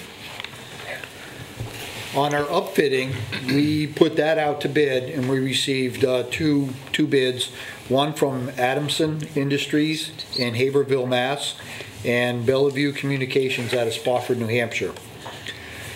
The overall upfit total for both vehicles, Adamson is for $29,367.13. Bellevue Communications upfit for both vehicles came in at $33,498.21. It's requested that we award the upfit bid to Adamson Industries for the amount of $29,367.13. Anybody on the board have any questions about the bids, awarding the bids to buy the vehicles and to upfit them? Chief, there's no other use for the vehicles. I mean, we're only getting $3,000 in trade-in, so. That is correct. So that's considerably more than we have in the past. Really? Before, we'd either scrap them or we would put the town sale up in front of DPW, yep, and we'd have a bidding. So historically, we'd get anywhere from $500 to $1,500 for. So I was really surprised to see that $3,000. How many miles on them when they finally make their way into service? The first vehicle that we're turning in, P1, has 87,000, and the second vehicle has just a little over 82,000. But we won't be buying until next year. We're getting 2016. These are for right now. These are awards. Correct. Good. Yeah. And I'd like to just note, for the record, in part because of the better than historical trade-in value, but in larger part just because of the good favorable bids, the combined total cost of the purchase for these 2 vehicles is coming in about $9,000 under budget. Beautiful. It doesn't seem like a lot of miles. Correct. On the vehicles. Not actual road miles, right, but you got to take into consideration the idle time. That has wear and tear on the engine. Oh, that's true. You know, we have real beefy alternators and electrical systems and things of that nature. Right. So it's actually, 82, 87 road miles, but it's considerably more if you add up all the time. I keep forgetting that about the idling. Yep. Any questions from anybody who's in attendance about the bids for these vehicles? I move to award a bid for 2 police vehicles, the 2016 Ford Explorer Interceptor and the 2016 Ford Taurus Interceptor, in a total amount of $45,859 to Formula Ford of Montpelier, Vermont, and to award a bid for equipment upfits for both vehicles in total amount of $29,367.13 to Adamson Industries of Haverhill, Massachusetts. Is there any further discussion? All those in favor, please say aye. Aye. Anybody opposed or abstaining? That carries 4-0. Looks like you're staying at the table. Yes, sir. So, Well, what the next- equipment do we want to buy with the Governor's Highway Safety Council money? The Governor Highway Safety Council money, this is a really good program. If we participate in certain law enforcement events throughout the year, they give you incentives, and it varies, each event varies for what you're going to get. We participated in every single event that we were eligible for, and we were awarded $8,000 to buy equipment grants, or to buy equipment with it. And this year we did we prioritized all our gear that we were looking at for downstairs in dealing with motor vehicle work. And we are looking at buying 2 handheld radars, handheld digital cameras, and for our major accident investigation team, we're looking at on-scene lighting and special equipment to consist of software laptops so they can do accident reconstructions. So these laptops are not in conjunction with the laptops that you're trying to put in each vehicle to make them, these are different? They would be different simply because we don't need that ruggedized Right. $4,000 or $5,000 laptop to do this. Okay. So, you know, just your regular commercial laptop would be fine, because the only time they'd be taken out would be at a major accident, you know, with a fatality or something of that nature. Mm-hmm. And hopefully we don't take them out that often, to be honest with you. Here, thank you. Any further inquiry about the Governor's Highway Safety Council money? We're ready for motion, please. To accept and appropriate the Governor's Highway Safety Program grant from the Vermont Agency of Transportation in the amount of $8,000 for the purchase of new and replacement equipment for the police department. Is there any Picking further and choosing discussion? your motions, Donna. What's that? You're picking and choosing your motions tonight. am. Yeah. Any further discussion? Hearing none. All those in favor, please say aye. Aye. Anybody opposed or abstaining? That carries 4-0. Thank you. Thank you. Thanks, Chief. Next matter on the agenda is Groundworks. The Vermont Community Development Program grants. Patrick. Yes, good evening. There are 2 different CDBG-related projects that the board is asked to take action on this evening. The first one relates to one for Groundworks Collaborative. As the board will recall, the town submitted a grant application in September of last year for $30,000 to assist Groundworks Collaborative in a planning effort for how they might envision different use of 39 Frost Street for temporary housing. That project was considered by the Community Development Board in November, and the town received preliminary notification of a grant award in December. Now, when the town receives preliminary notification, there are typically a series of award conditions. And so over the course of the last couple of months, I've been working with the state and with the folks at Groundworks to achieve those grant award conditions. And I'm here this evening to let you know that the conditions have been met. And so we are asking the board to accept and appropriate a grant in the amount of $30,000 for the planning grant and to authorize the town manager to execute a sub-grant agreement with them. Anybody on the board have any questions? I guess I have an inquiry. I just want to make sure.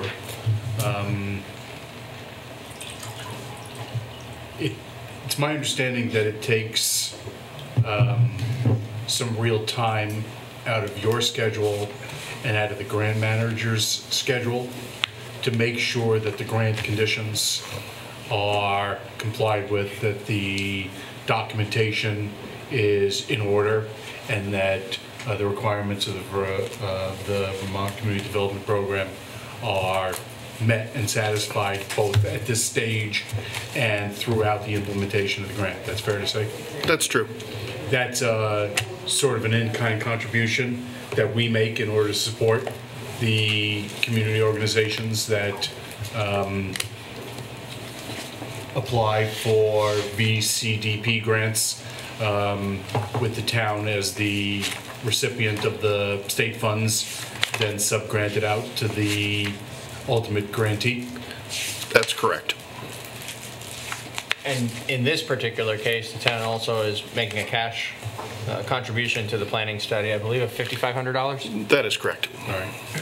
So when we think about the scope of town government and the way in which we fund various activities and why the tax rate is high, I think that I've pointed this out in the past, but I'll also note again that one of the functions that the town of Brattleboro plays, given the expertise that we have and given the concentration of activity we have within the regional economic hub, is supporting those organizations that do business here in town and are engaged in activities here in town in their applications for funding from sources at the state and the federal level.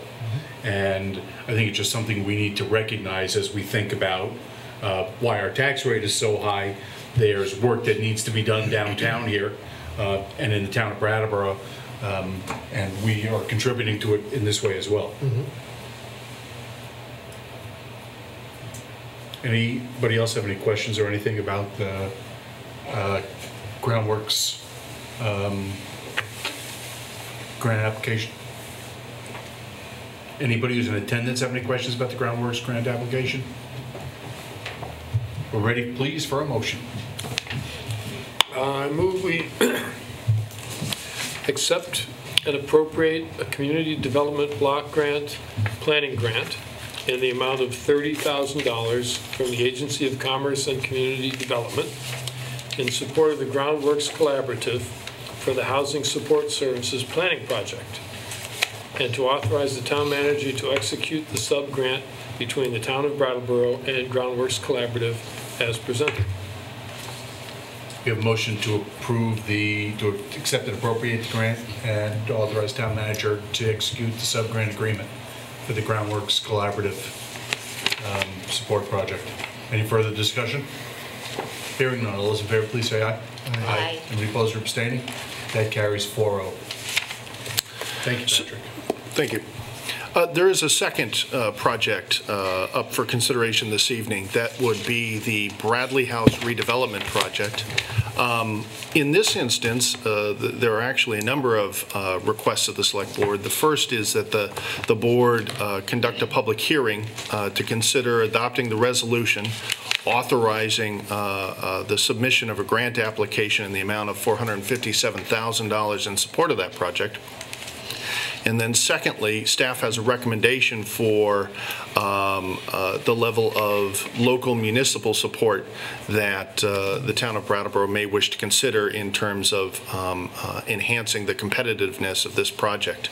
But this evening, there are a couple of folks here from Bradley House, particularly the executive director, Cindy Jerome, and I believe Andy Reichsman, a member of their board. And I think perhaps if the board would like, they could come up and talk a little bit about the project and its purpose and how they see it moving forward. Yes, please, if you want to come up to the table and talk to us a little bit about the project, that'd be great.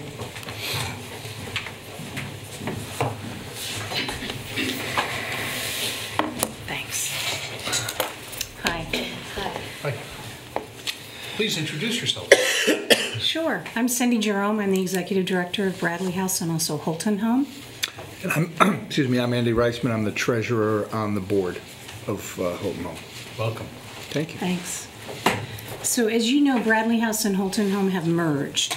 It's now Holton Home Inc. running both homes, one doing business as Bradley House and the other is Holton Home.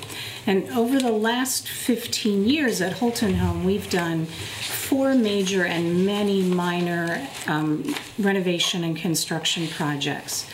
Those have been necessary because they are old buildings that were no longer serving our residents well. The level of acuity of the people who need residential care has really grown. We're living longer, we're staying at home longer, using services that didn't used to be available to us. And so elders come to us more infirm, more using walkers. They need handicapped accessibility that did not used to be available at Holton Home and is not available at Bradley House now. They're also changing expectations. People want their own bathrooms. They don't want to share. They want activities, they want programming, and they're right. That's what gives health into old age. So at Holton Home, we steadily chipped away at what needed to be done. We raised money, did successful capital campaigns, used our savings, borrowed money from local banks, and no public money was used. But now Bradley House is really suffering from deferred maintenance, poor energy efficiency, a lot of huge single pane leaky windows that were original to the building. Life safety issues, codes have changed, especially to deal with the folks who we serve.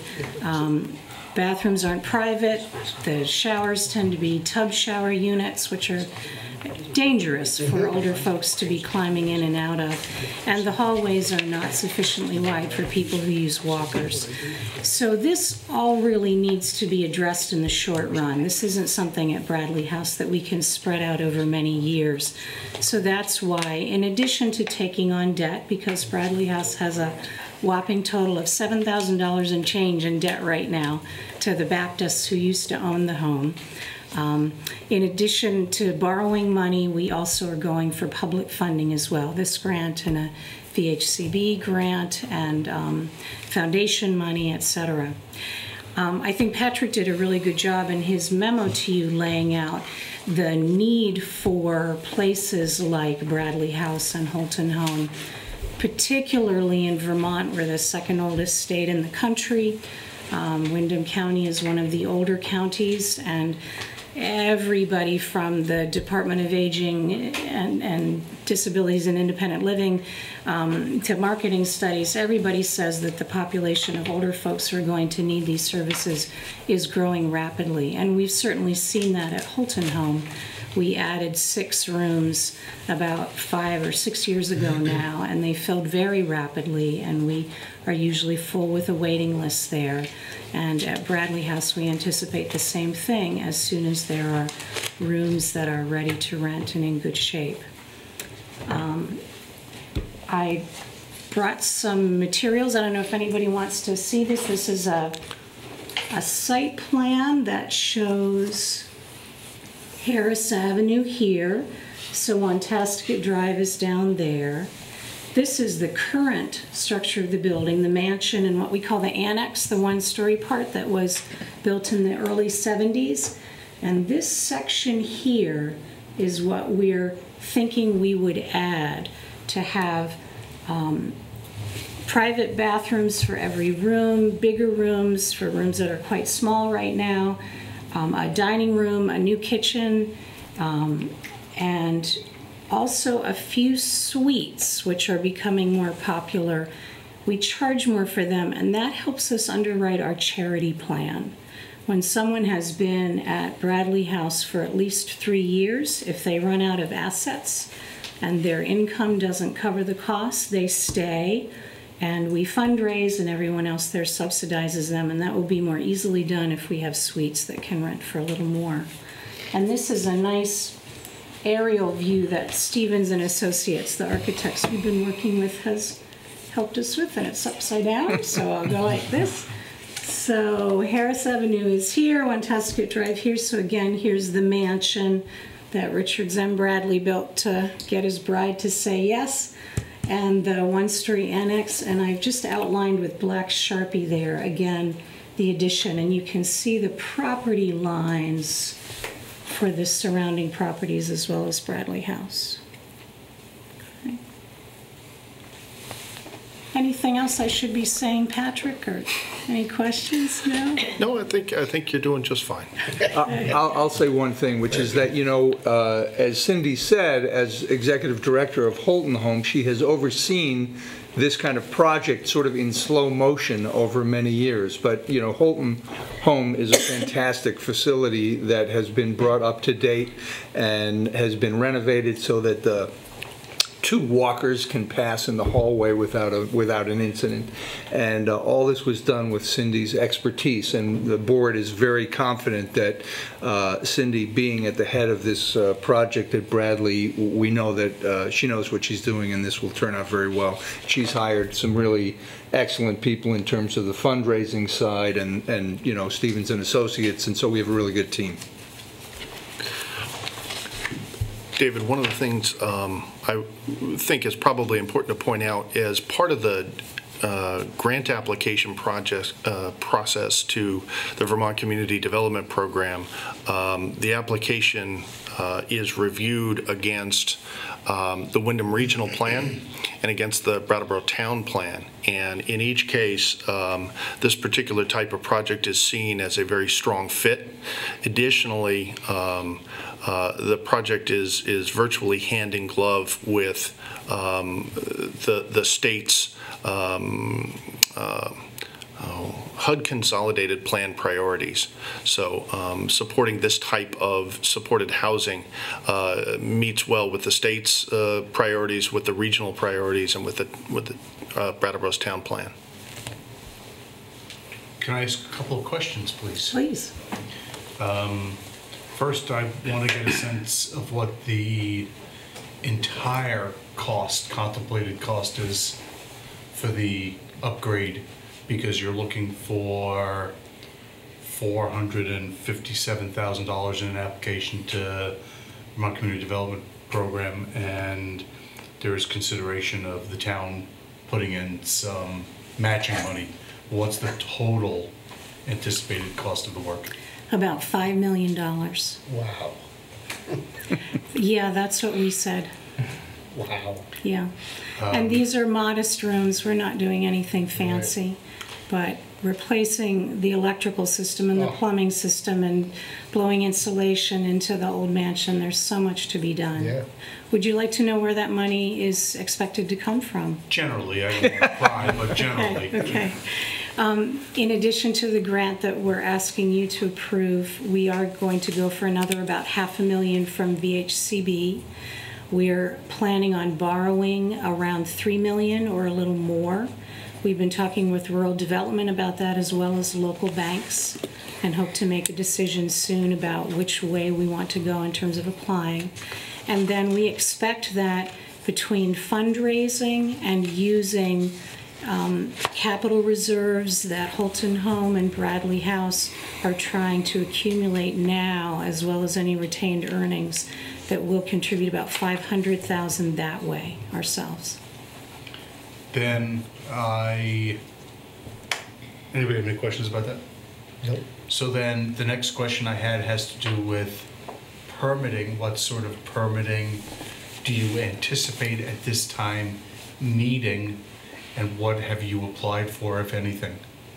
We haven't applied for anything yet. There is a DRB hearing coming up, right, Patrick? Quite soon. Honestly, I would ask Rod. I'm not familiar with their schedule. There's like DRB meetings every 2 or 4 weeks. So, Rod, what sort of permitting is Bradley House likely to need? Right now, they're on the schedule for sketch plan review, which is a new aspect of the land use regulations, and that's scheduled for the 21st of this month.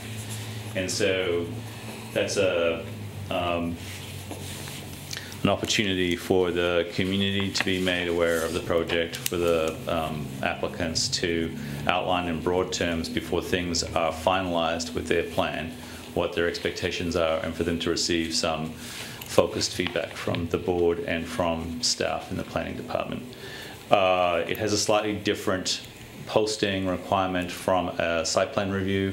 It's posted in all the standard public places, and it's posted on our website, and but it's not warned in the paper, and abutters are not required to receive notice. But I think in this instance, Cindy has already reached out to the abutters, and there's an awareness in the community that is going on. But the purpose is to, prior to them making expensive commitments to a final plan, receive some feedback. Subsequent to that, a project of this size will receive site plan review. Bradley House is an old pre-existing PUD. It's an institutional PUD. It's identified in very broad terms in the old land use regulations. The property is constantly constantly occupied, so that as owners, they can choose to simply amend the existing PUD or dissolve that and apply for a new one. The process is, it's up for the applicants to decide how they'd like to proceed there. I need to alert you to the fact that the documentation for the existing PUD is basically non-existent, apart from some very broad 2 paragraphs in the old land use regulations that basically says that the property owners have the right to expand the facility, and that whatever they propose should be brought before the DRB at the time. So in other words, after the sketch plan review, there needs to be both site plan approval and amendment of the PUD.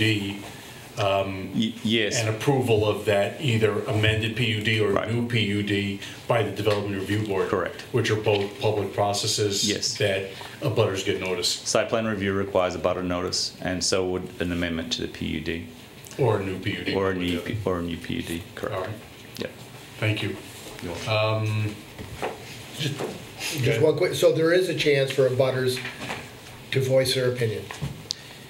Yes. So sketch plan next week on the 21st, and then I'm not aware of Cindy's schedule yet, but anytime they're ready to go forward with site plan review, then yes, abutters will have another, and that's a more formal opportunity, and the warning level for that is higher than sketch plan review. Because I was a little concerned when you said abutters don't really have a, but I'm glad you filled that. Just sketch plan, because it's so indicative. It's not. It's not where there's site plan review and a permit gets issued on the basis of site plan review. No permit will be issued for sketch plan. So it's an organized, informal opportunity to discuss the project. And then site plan review is formal, and that's binding. The information needs to be correct, and the permit will be issued. And at that point, abutters are formally involved in the process through notification. So we saw some email correspondence earlier today about communications with adjoining landowners. Have you yet had communications with people in the neighborhood about the plans? Not sufficient communications. Yesterday, I hand-delivered to the dozen closest neighbors a 2-page letter explaining what we were contemplating and reassuring folks with some specific dimensions how big this addition could possibly be, because I think people were concerned that it might be much bigger than it's actually planned to be. So I have done that. And we already had in the works some neighborhood meetings planned, and they should have been before tonight, and that didn't happen. So I apologize for that, as I did in the letter yesterday. I always struggle with when to open the public hearing on the grant applications. And so what I've been doing so far is asking questions, and I haven't opened it yet. Does anybody else have any other questions on the board? All right, thank you. So I know that there's some people who live in the neighborhood, and I don't know if you are ready to speak now, or whether you're just trying to get information and to figure out where you're at. But I think what we'll do right now is open the public hearing on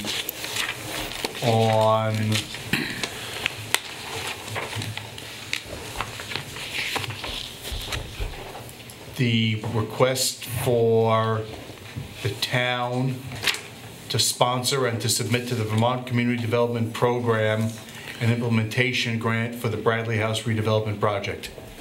Is that properly titled? Excellent. So now the public hearing is open, and we've had a description of the project. And if there's anything else that either of you would like to say as part of the public hearing, this would be a good time. Otherwise, you know, I think we'll recognize the people who are in attendance and we'll go from there. Sure. Did you want to speak? I certainly do. I also have... Hold on. Yeah, so you should come up and speak into the mic, because otherwise you won't be heard on the television. And you should tell us your name when you come on up. Please. And the mic doesn't have to be, it's just got to be close, so you don't really have to. There you go. And if there's paper you want us to have, we'll take it. Yes, I have papers. I have copies for everyone. What's your name? I'm Dr. Jeannie Crosby. Hi, Dr. Crosby. Rob will take the paper. Thank you. That works very well. He's a good guy. So tell us, please. This microphone doesn't quite work for me. Well, it'll pick it up. I think the technician, the VCDP technicians will tell you if you can't be heard. Thank you. No, I live across the street from Bradley House.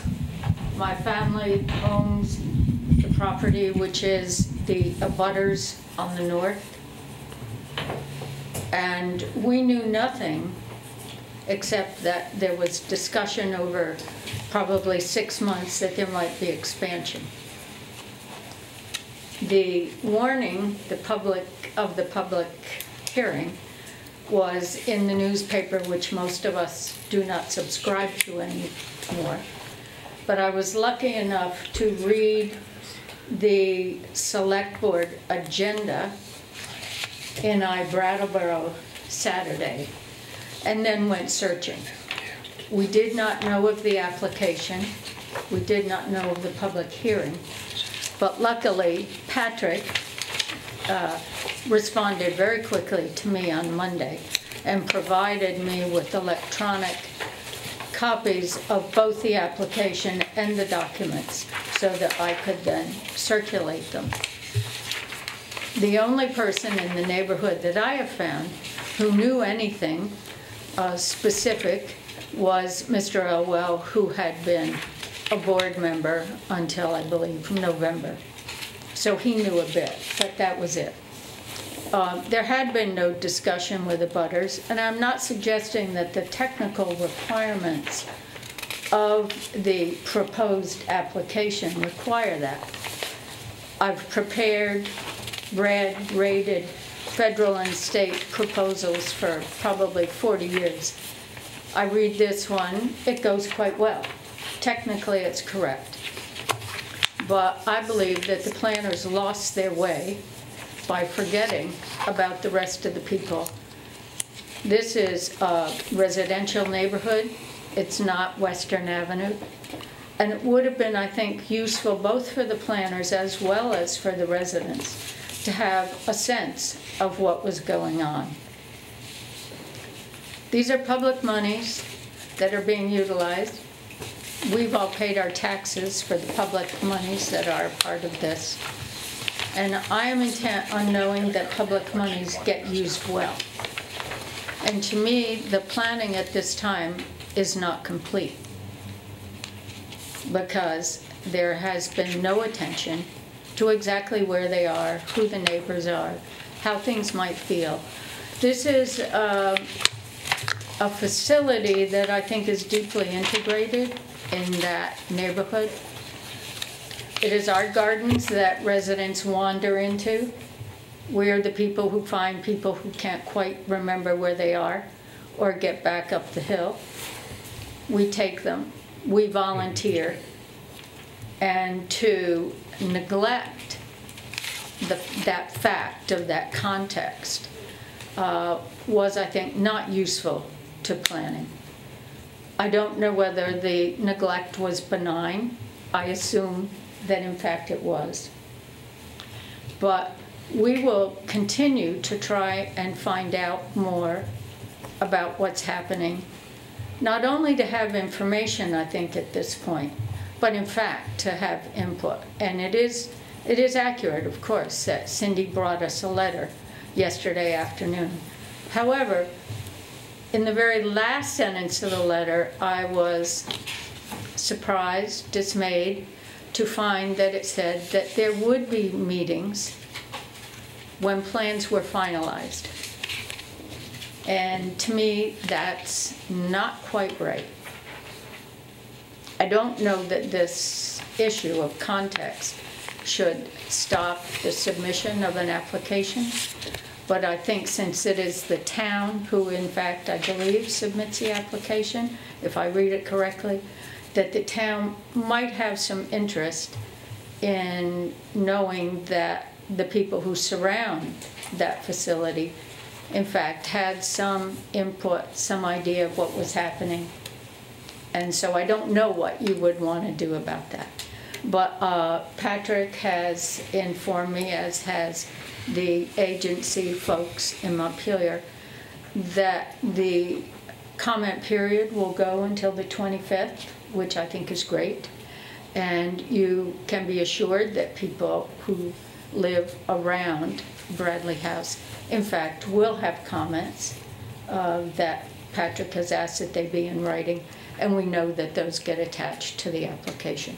So I wanted you to know that we are going forward to work on those comments, and we hope that they will be useful, probably to Bradley House if they see them, and to yourselves, and to the funders as well. Thank you. Thank you, Dr. Crossman. Do you want to speak as well? While you're coming up, I just wanted to give the town manager an opportunity to say something. So, you know, he just needs to make some comment. I just want to make clear for the record that Mr. Elwell, who was referred to in Dr. Crosby's remarks, is my father, who did serve for a period of time on the Bradley House Board and no longer does, and is also a resident in the neighborhood. Thanks for waiting. Hello, my name's Janet Brocklehurst, and my partner and I, Sissy Lofton, live down the street. We were just off the map that you showed. I think we're about 4 houses down. So we're not one of the abutters, but we were incredibly surprised to hear that this project was so far advanced and that we hadn't heard anything about it. And we'd have thought it was being a common courtesy, even if it's not a legal requirement, to actually have let the local people know. You know, when we moved here 12 years ago, we had a dog fence put up, and we consulted the neighbours and talked to them about it, about why we needed to do it and what we were going to do, what our plans were, because it was the neighbourly thing to do. And we're particularly concerned about issues like the noise that will go on, the traffic implications and so on, that affect us even if we're not abutters. And I think we would like to have some input and some more knowledge about that. You know, it's a quiet residential neighbourhood. A lot of the people are over 60, as well as the residents at Bradley, as well. And then we also have young children in the street. It's also a street where there are lots of dog walkers, and it's also a recommended walking path for people in the town.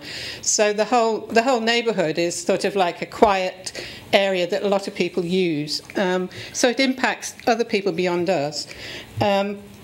So we think that the plan has not included the interests of neighbours, and that's kind of created a feeling of distrust and anxiety rather than a feeling of transparency. And we really hope that our concerns will be noted and addressed. So thank you. Thank you, Ms. Brocklehurst. Anybody else who's in attendance wants to speak to this at this point? Patrick, if you could please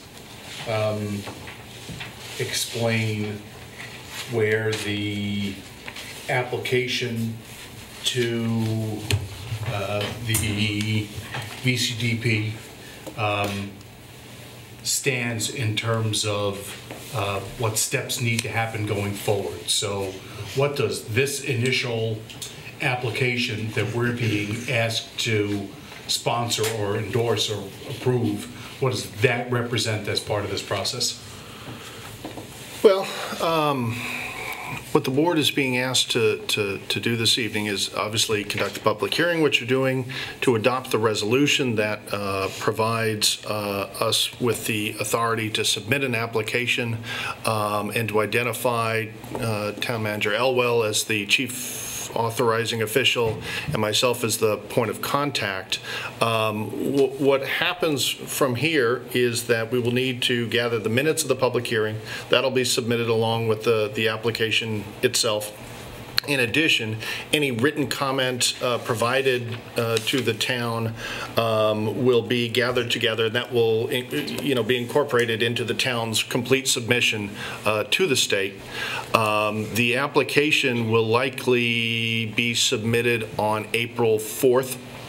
And so this opportunity to discuss the project this evening and to have you pass that resolution this evening is imperative in order to keep the project and the application on track. Does VCDP meet on a certain schedule, and is there a board that then will be considering whether to approve funding, and when would this be considered if approved tonight? I don't happen to know the exact date. I believe it's in early June, but the schedule for the VCDP process is somewhat drawn out. This is a statewide effort. There are applications coming in virtually from every town, and so there is a staff level review that needs to be conducted at the state level of the various applications, and to provide that board with feedback. I believe it's early June that board will meet and consider this application against all the other applications submitted across the state, and they'll take a look at the ones that have been recommended by staff, and I believe also the ones that have not. They'll make a final determination, make a recommendation to the secretary, who ultimately decides which projects to award. May I add something? Yes, please. Thank you. One of the deficits at Bradley House is that there's not a mailing list, that the computer infrastructure is not robust. Bradley House has had a tradition of doing a dessert gala around Valentine's Day every year. We did not have the names and addresses of all of our neighbors. Jeannie, I think you might have gotten an invitation, and we didn't have, is it your sister who's Lori, who's right next door?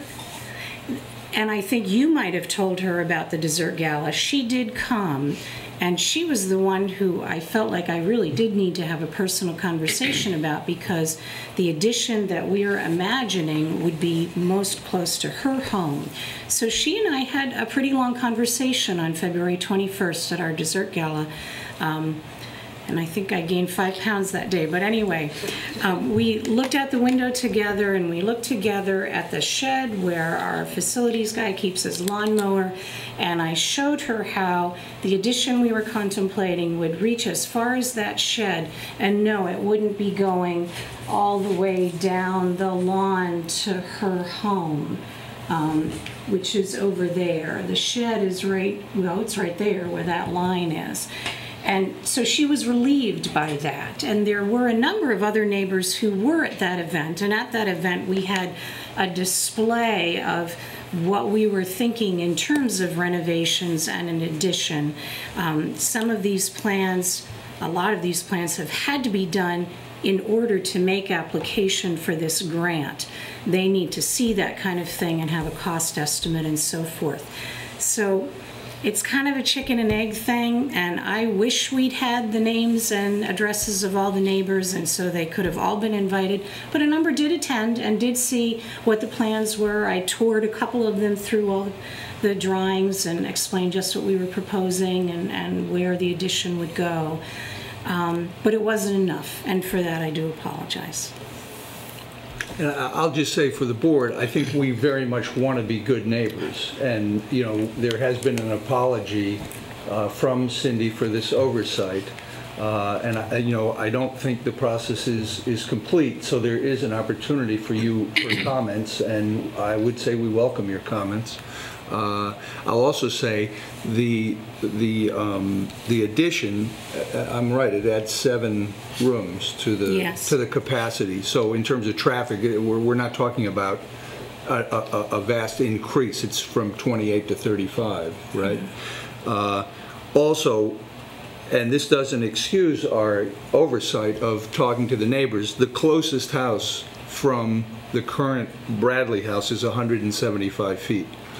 And there's a couple of houses 200 plus feet, and a couple 300 plus feet, and a couple 400 plus feet, and then everybody else is over 600 feet away. And this, for some houses, will make it 40 feet closer. For other houses, it'll make it 10 feet closer because there's parts of the house that are close to those buildings already. So it's a pretty good distance, considering that most of the houses on Wintastica Drive and Harris Avenue are within 30 feet of each other. So this is a pretty good spread. But I'm not minimizing our intent. We'd like to be good neighbors, and we're certainly good neighbors at Holton Home with the people that abut us. So we will try to be more thorough in our contact. Anybody else who's in attendance have anything they want to add at this point? John, go ahead. Cindy, I was just wondering, is the project contingent upon this grant? I mean, is it, if you... Essentially. Okay. Yes, there are real limits to how much we can borrow. Right. Even now that Holton Home and Bradley House are one legal entity and we can borrow on the goodwill of Holton Home, there are still real limits. So yes, we do need this funding. So the Bradley House has been basically in operation since 1967. I mean, it was the Baptist. The Baptists took it over in 1964. And it was for the elderly? Yes. Okay. Mm-hmm. Oh, in 64. Yes. Okay. And I don't know if this is the right time to add my 2 cents. Please do. Well, and this is no reflection on anything, on anybody's personal opinions. This is just kind of my opinion on how I see these things. I live near the hospital. I bought my house knowing that the hospital was there. I bought my house knowing that the hospital would probably expand. So... Don't forget the helicopter. And the helicopter lands right behind my house 4 times a week. I wish it didn't, but it does. And I'm not trying to excuse any, not telling neighbors on what's going on. And again, this is just my opinion and my 2 cents on, when the hospital went to expand, I knew that going into it. I knew that I bought a house that was near a facility that was eventually going to expand. And so, if the Bradley House was something that was new in the last 10 or 15 years, but I agree that, neighbors should have an input and they should voice their opinions. But I just feel that it's a segment of our community that that we're kind of overlooking a little bit with the elderly. And so I'm in favor of the project. I hope that there's going to be more communication. I hope we listen to everything. But again, this is just my 2 cents. So I just thought I'd interject that. Going right across the table, I'll just call myself next and then we'll go from there if that's okay. That's fine. I want to thank you very much for coming in and expressing your concerns. There's a number of different steps that are in front of the board for decision. And as to the request that we approve the grant application, the criteria we're looking at are whether the application and the project complies with the town plan and with the regional plan and with the objectives of the town as a whole. And my sense, based upon what I've heard and what I've reviewed, is that it does, and therefore I anticipate that there'll be a vote tonight on approval of the application to the Vermont Community Development Program. But there are many steps going forward that need to happen in order to have the development proceed and to address the concerns that you've raised, substantive concerns, not the lack of communication issues, but the substantive concerns you have about impact on the community, and also further support from the town if there's going to be any in terms of money that's coming from program income. And so I encourage you to participate in that zoning process going forward, which is directly intended to address the impact of any development on the area where it happens. And my preference is going to be to approve the grant application tonight, but to delay the consideration of the grant from the program income fund until the beginning of April, in order just to let some of these issues settle out a little bit. So that's the way I'm going to proceed. There's also some different language that I wanted to see in that grant motion relating to a sum not to exceed $50,000, which is up to 10% of the total grant, but essentially a matching rather than a blanket $50,000. I want the amount that the town is giving from program income to tie into the amount that the VCDP ultimately awards. But I'm hoping that we can be prepared to amend and provide more information to VCDP as part of the application after the first April meeting with respect to the money that would be coming out of program income. So that would be my preference. Patrick, and I just want to hear from you about that. Sure. Procedurally, I think should the board choose to act along those lines, what would be most useful to the project would be then to raise the grant application request up to $507,000, and then the board could, at their meeting on the 5th, then seek to, if you were to authorize the grant from program income, the town could then just notify the state and reduce the request. Okay. And I'm prepared to proceed that way. But I would like to give this a little bit of time to settle out, like I said, and to have a little bit different language in the program income motion, so we can talk about that between now and the beginning of April, if that's what the rest of the board decides to do. So I'm sorry to have called on myself before either of you, but go ahead. You don't have to follow that order all the time. I think the only thing I have to say is follow our example and just go crazy. Do as much communication, as much outreach, and as much engagement as you can, and then just nobody can complain, because this is obviously an important project, and reading the materials and knowing the need, there's just no question about that, and there shouldn't be anything in the way of it. Just briefly, I don't have a lot to add. I want to thank you. I want to echo David's appreciation that rather than allowing resentment to grow, that you arrived here at 5:45 and waited 3.5 hours to be heard. And that to me feels like a very constructive and generative way to have a conversation that perhaps could have happened earlier on. And I agree, it's a hugely important project. It's a beautiful facility.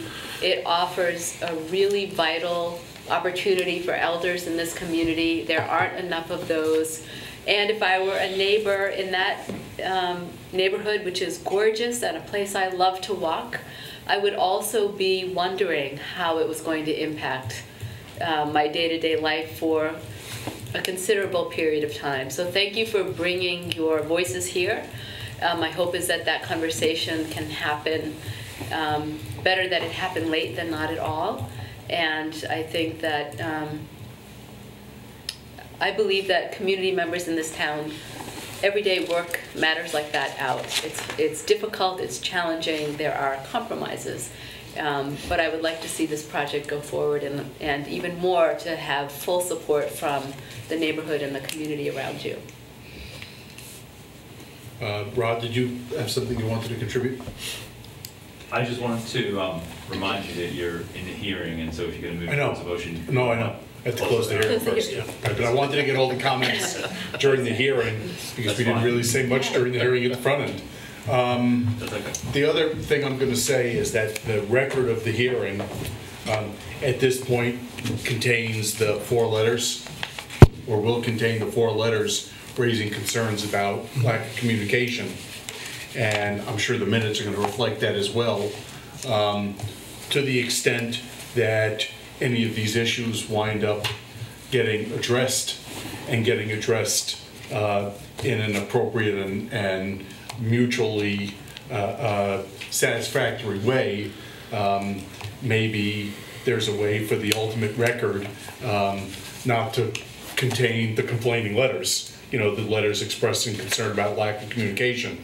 But that's something that really has to happen going forward, depending on what unfolds, because what the letters communicate is that there hasn't been enough communication yet, and to the extent that they could negatively impact the application, I mean, they're part of the record right now, but let's see what sort of communications there are going forward. Peter? Yeah, if I could speak to that. I think procedurally, if there is such a meeting of the minds going forward, that additional written communications that would describe how the communication has occurred and how the meeting of the minds has occurred would be the appropriate way to do that, rather than to actually remove what's in the record from the record. Right, unless there's but it would accomplish the same. Unless there's some agreement about not needing to send those up to VCDP, but I don't want to. Yeah, we don't need to belabor it, but I think it could be problematic in terms of our modifying a record that's been created here tonight. That's well taken, and so the letters are part of the record at this point, and you've read them, and hopefully, well, you can get copies. Thank you. And because there were plenty of copies to be had up front here. You can have my copies, in fact. And I'd like a set. Was that? I'd like a set. Right. Yeah. There's plenty of sets. Well, there are. They're out. And hopefully those matters can all be sorted out so that the record looks nicer when it goes up to Montpelier. Any further comment for the purposes of the public hearing? All right, so we're going to close the public hearing at this point. And now would be a good time for a motion if somebody wants to make one. Hold on. I'm getting here.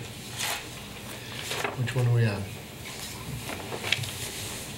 Bottom of page. Yep, to authorize the submission of a grant application in the amount of $457,000. We'll fix it. We'll fix that. $507,000. $507,000.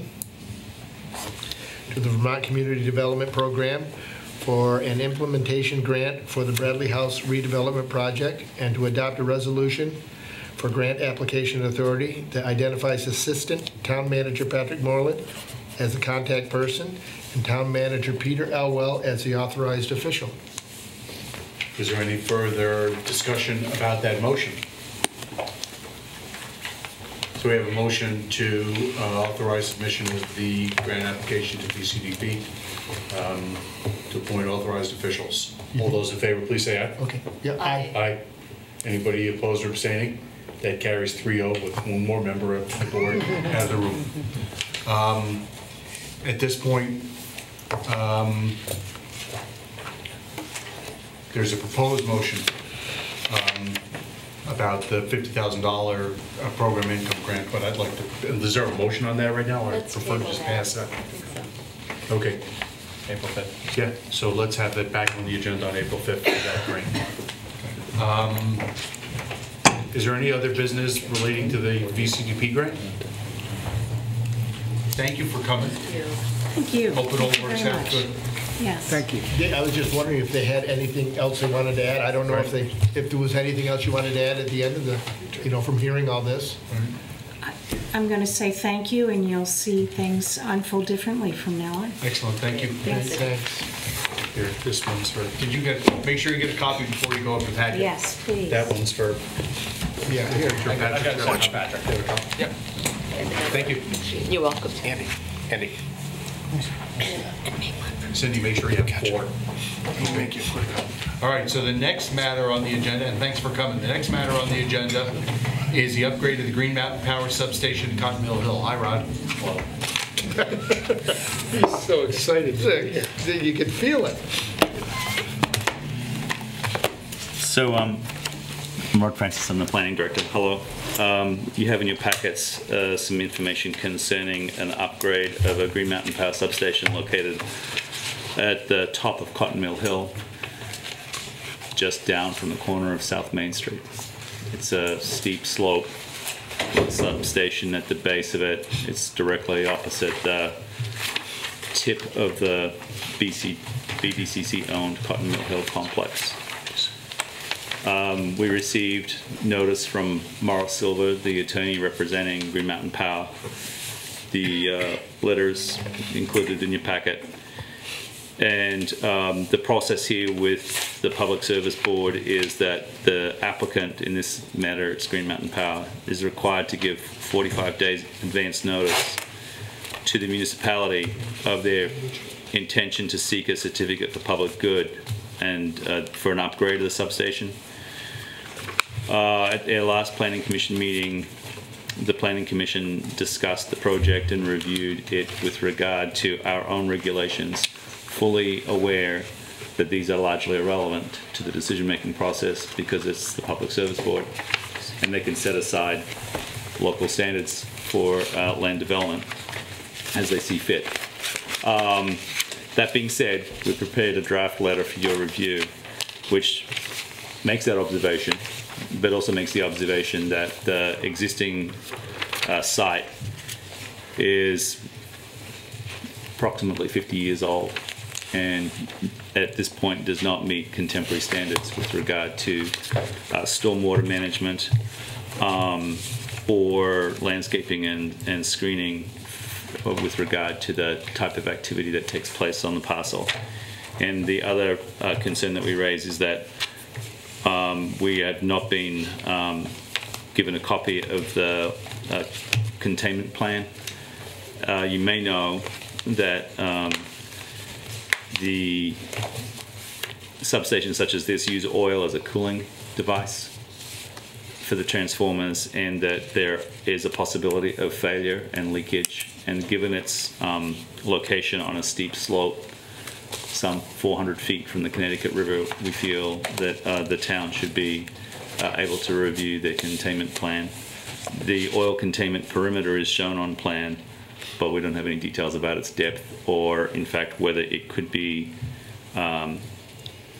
compromised by a slope failure to the rear of the site. So with that in mind, I'm happy to take questions about what you're looking at and what, if any, changes you'd like to see made to the letter. Is it fair to say the transformers and capacitors actually used to have PCBs in them as well? That's an accurate summary, and we're glad to see that this one doesn't have PCBs in it. Yes. But we are still spending our time around town cleaning up the leftovers of PCB transformer coolers in several locations. So yeah, it's yes. Is it fair to say that virtually all aspects of this development by this utility are exempt from town regulation? Yeah. Yes. Hard to see how that's in the public good.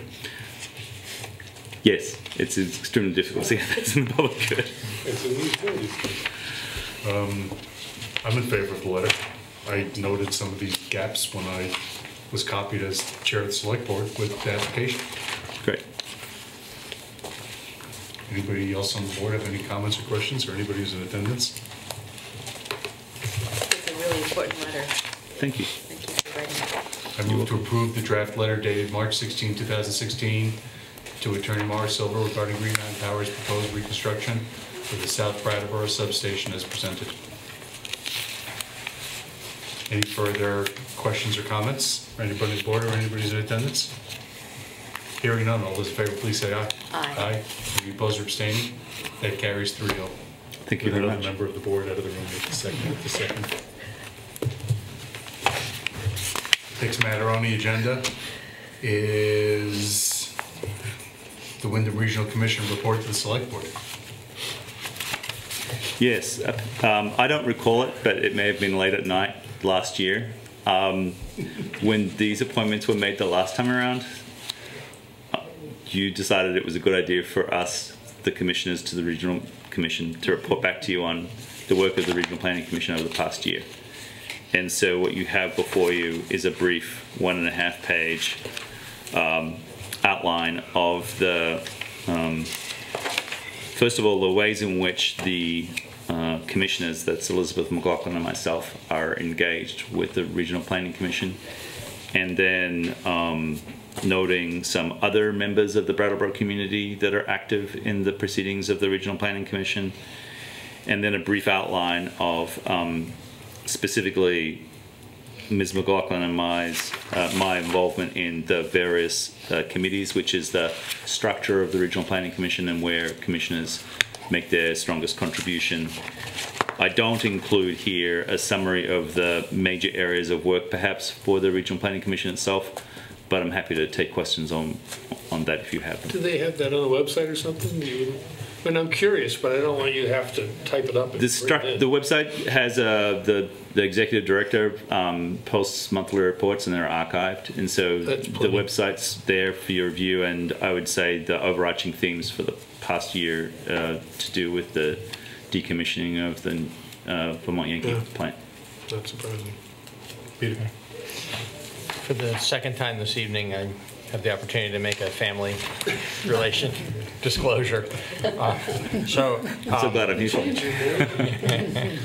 So the board is well aware of this, but I just want anyone in the public who may still be watching to be aware that I am the husband of Wendy Harrison, who is mentioned in the report as being, accurately mentioned in the report as being a representative, a resident of Brattleboro who is not officially representing the town, but is representing the community at large as a member of the Windham Regional Commission. Good for her. Yes, thank you for your contribution. I will. For us. Anybody else have any questions or comments about the Windham Regional Commission report? Rod, could you start again? I missed most of it. It will take a very long time, John. Thank you. Would you like to come? We can make an appointment. Yes, please. Okay. Yeah. Book me in. No further comment on the report on the Windham Regional Commission activities. The next matter on the agenda is appointments to the Windham Regional Commission board. I take it that Rod, you and Elizabeth would like to continue your work as Windham Regional Commissioners? Yes, we would. Are there any other nominations besides Elizabeth McLaughlin and Rod Francis to serve for another year term on the Windham Regional Commission from April 1, 2016 to March 31, 2017? Hearing no other nominations, everybody who's in favor of those people serving, please say aye. Aye. Anybody opposed or abstaining? That carries 4-0. Thank you. Thank you very much. Thanks for coming. You're welcome. So the next item actually is a pretty interesting thing. We're glad that members of the press have remained behind. Peter, would you please talk with us about the changes to the employee health insurance and the cost savings to the town that we're generating? I'll be happy to. And the background to the recommendation before you this evening is also important, I believe, as it represents a collaboration between the town's employees and management team in finding a win-win opportunity to modify the town's health insurance program in a way that will preserve a very high-quality benefit that's appreciated by the town employees and their families, but still do that in a manner that will provide a substantial cost savings to the taxpayers. And the way that that came about was we formed a committee last fall to address that involved employee representatives from each of the 4 employee unions as well as non-union employees working together with management to look for ways in which the town could avoid being subject to the Cadillac tax, excise tax provision of the Affordable Care Act. The town had that tax not been postponed, the implementation of that tax not been postponed by Congress, the town would have become subject to that tax in January of 2018. And while the exact provisions of how the tax would be, the formula for the tax would be implemented, were still being worked on by the IRS, so it wasn't 100% clear. The working estimate of the tax impact to the town was $80,000 annually. That would be an unacceptable outcome both for the taxpayers and for the employees, given that that would be a check that the town of Brattleboro would cut to the federal government, and given our already tight budget and financial limitations, would surely have prevented us from either addressing other compensation concerns for the employees or had some other negative impact upon town government. So the employees had a stake in this, and certainly the community did as well. We were working together diligently to find alternative actions we could take that would have resulted in more substantial changes to the health insurance program than what is proposed to you tonight, in order to achieve savings and avoid the tax. In December, while the committee was still deep into its work, the federal government postponed implementation of the excise tax by 2 years. So now it's set to be implemented in January of 2020. Rather than simply stop working and capturing the opportunity, and the reason why that was important, the reason why the 2018 implementation timeframe was important to us is we're in negotiation right now with all 4 unions for the next 3-year contract cycle. And so January 2018 falls smack in the middle of that 3-year period.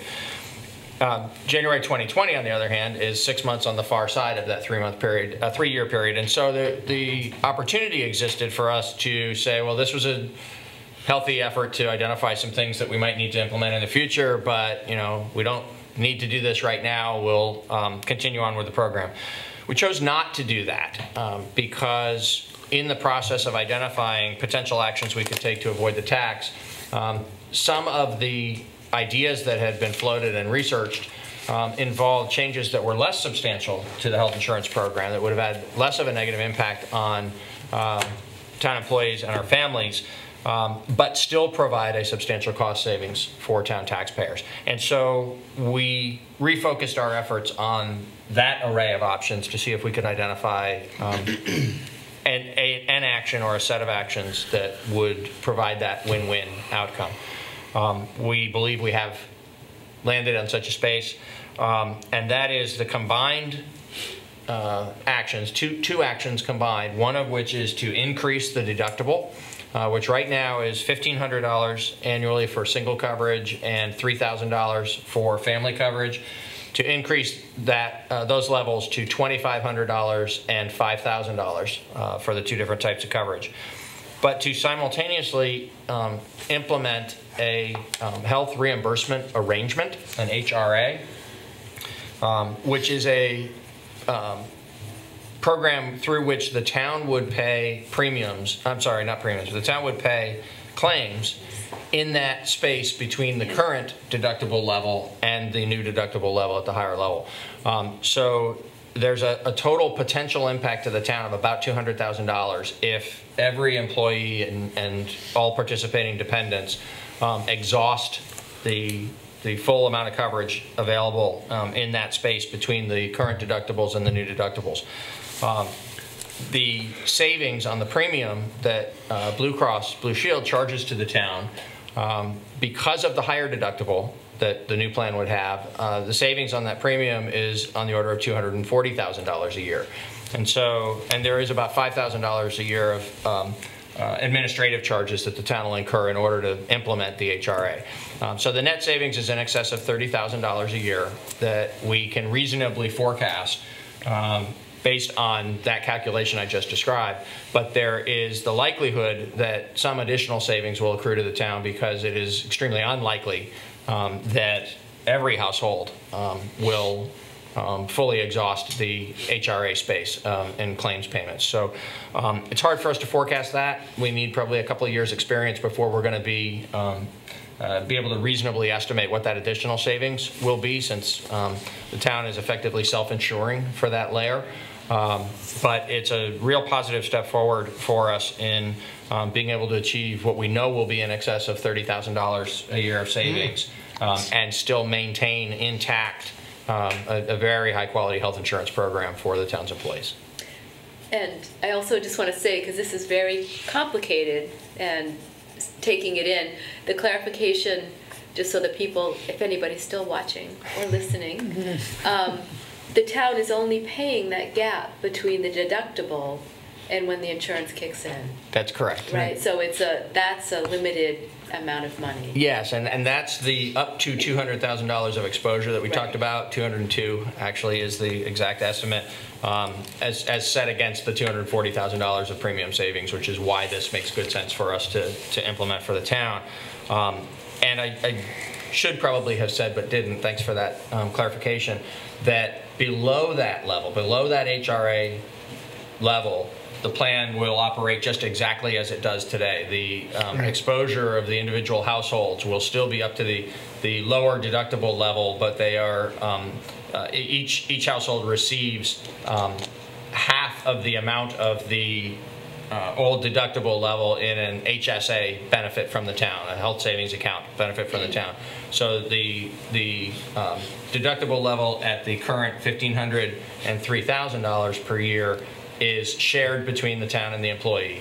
And then there'll be the new HRA layer where the town will be paying the claims in order to achieve the savings.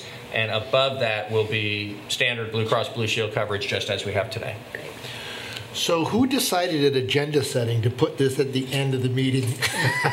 This is a lot, you know, I'm hoping people are still up watching, because this is I wish a lot of employers were watching right now. I know, and this is a great... Yeah, it's a real opportunity. It's a really good Right, it is. Yeah. It is a real opportunity, and if I could just, even at this hour, just say one more time on behalf of the committee, I really appreciate the real collaboration that the committee work represented. So, you know, early on in our work, there were some difficult conversations we were having around how employees, and not all employees and families would be affected exactly the same way. So there were some really challenging, there was some really challenging work we did together around how to try to make sure that we would have the fairest, most positive outcome from this process. And the fact that the employee participants in this really did roll their sleeves up and engage. And then when it came the opportunity in December to capture cost savings without substantially changing the plan, you know, they were right there, and as a group, we were able to have that easier conversation, but still complicated, as you say, to assess where within that array of opportunities was the best place to land that could be rallied around by the employee unions for their contracts and still deliver a truly substantial budgetary savings for the town. And therein lies, you know, a lot of the problem, because this whole industry is changing monthly. Just about. So it's good that you can settle on something quickly, and hopefully we can implement it. And actually, another reminder, I'll make a better outline next time and tell the whole story up front. So the other 9 o'clock. The other opportunity here is to implement this instead of waiting for next January 1st with the beginning of a new plan year. We're able to implement this on May 1st. Blue Cross is committed to that. And so if you approve this evening, we'll have 6 weeks to 6 weeks to go through the process of preparing for and implementing the transition, and we'll be able to capture in this plan year that we are in right now. We'll capture 8 months worth of the savings that are available through this change. Excellent. Beautiful work. Well, I want to note that the first time we ever heard about the possibility of this sort of a shift was when Mr. Moreland was still interim town manager, and he pointed out that going to a higher deductible plan could result in cost savings, and we wanted to wait and do further analysis, but I want to thank you for bringing this up. 15 or 16 months ago, there was some further work that needed to be done that couldn't be accomplished when we only had interim town manager rather than, you know, full administrative structure in place. But I think it's a really good result. It's really a lesson about how an institution that's got many employees can take on an added level of risk itself and save on premiums, because we're taking on $200,000 in risk and Blue Cross is charging us $240,000 less. So we're saving, even after administrative costs, $35,000. And we have the potential of also saving more money to the extent that money that's in the health reimbursement arrangement does not get expended. Right. That comes back to the town as opposed to becoming a vested benefit. And the employees have a good. And the employees have a great. They have an excellent plan. Yeah. Right. I mean, that's. Now we'll look at some that doesn't happen. I've lived with this plan. I love this plan. Yeah. It's the exact plan at my agency. So ready for a motion? So, all right. To approve changes to the town's health insurance program as follows. 1, increase the deductible to $2,500 for single coverage and $5,000 for family coverage. And 2, establish a health reimbursement arrangement, HRA, to pay for claims in the space above the current deductible, which is $1,500 for single coverage and $3,000 for family coverage, and below the proposed new deductible levels. We have a motion to change the health insurance program as presented. Any further discussion? Hearing none, all those in favor, please say aye. Aye. Any opposed or abstaining? That carries 4-0. Next matter is to allocate motions for Saturday's town meeting. I've got motion 1. We'll give Kate motion 2. We'll give the clerk, unless it's a problem, motion 3. That would be Mr. Scholes. We'll give Donna her choice of the next 2 or 3. I'm going with 5. So, no. No, I'll take 3. You want number 3? Yeah. So I thought I just took 3. Donna gets 3 and John Allen gets number 2. Like I have a choice. You get 1. You get 1. All right, and so Kate will get the town attorney, which is number 5.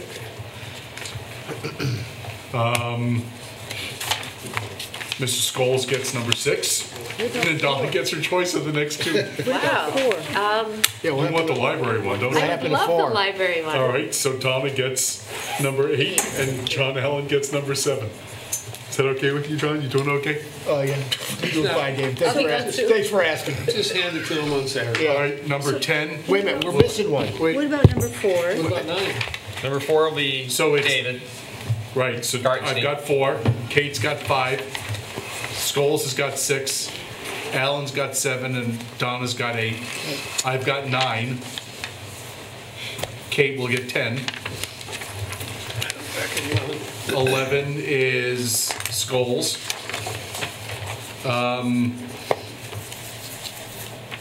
Alan will get 12. Give Alan 12. And McComber's got 13. I've got 14. O'Connor's got 15. Is this a problem for anybody what I'm doing here? We'll give Macomber 16. Oh, boy. Is that okay? Or Schools wants it. How are you guys doing over there spelling all these? You doing okay? We'll give Scholes 17, Allen 18. I've got 19, the budget. Yeah, I'm not doing that one. Kate's got 20. 21 is Scholes. 22 is Allen. 23 is Donna. I'll do 24. And then Kate will do 25. Great. And I've got them all here in case anybody didn't get them. All right. All right? And then we're conforming, our reorganizational meeting is March 30 at 5:30. Is there any further business to come in front of the meeting? Ready for motion to adjourn. We have motion to adjourn. All those in favor, please say aye. Aye. And opposed or abstaining, that carries 4-0. I want to thank everybody who's been watching us on TV, whether live or recorded. I want to thank members of the press, everybody who attended, including members of staff and members of the public, particularly the abutters from Bradley House. I want to thank BCTV operators and our ASL interpreters. Good night.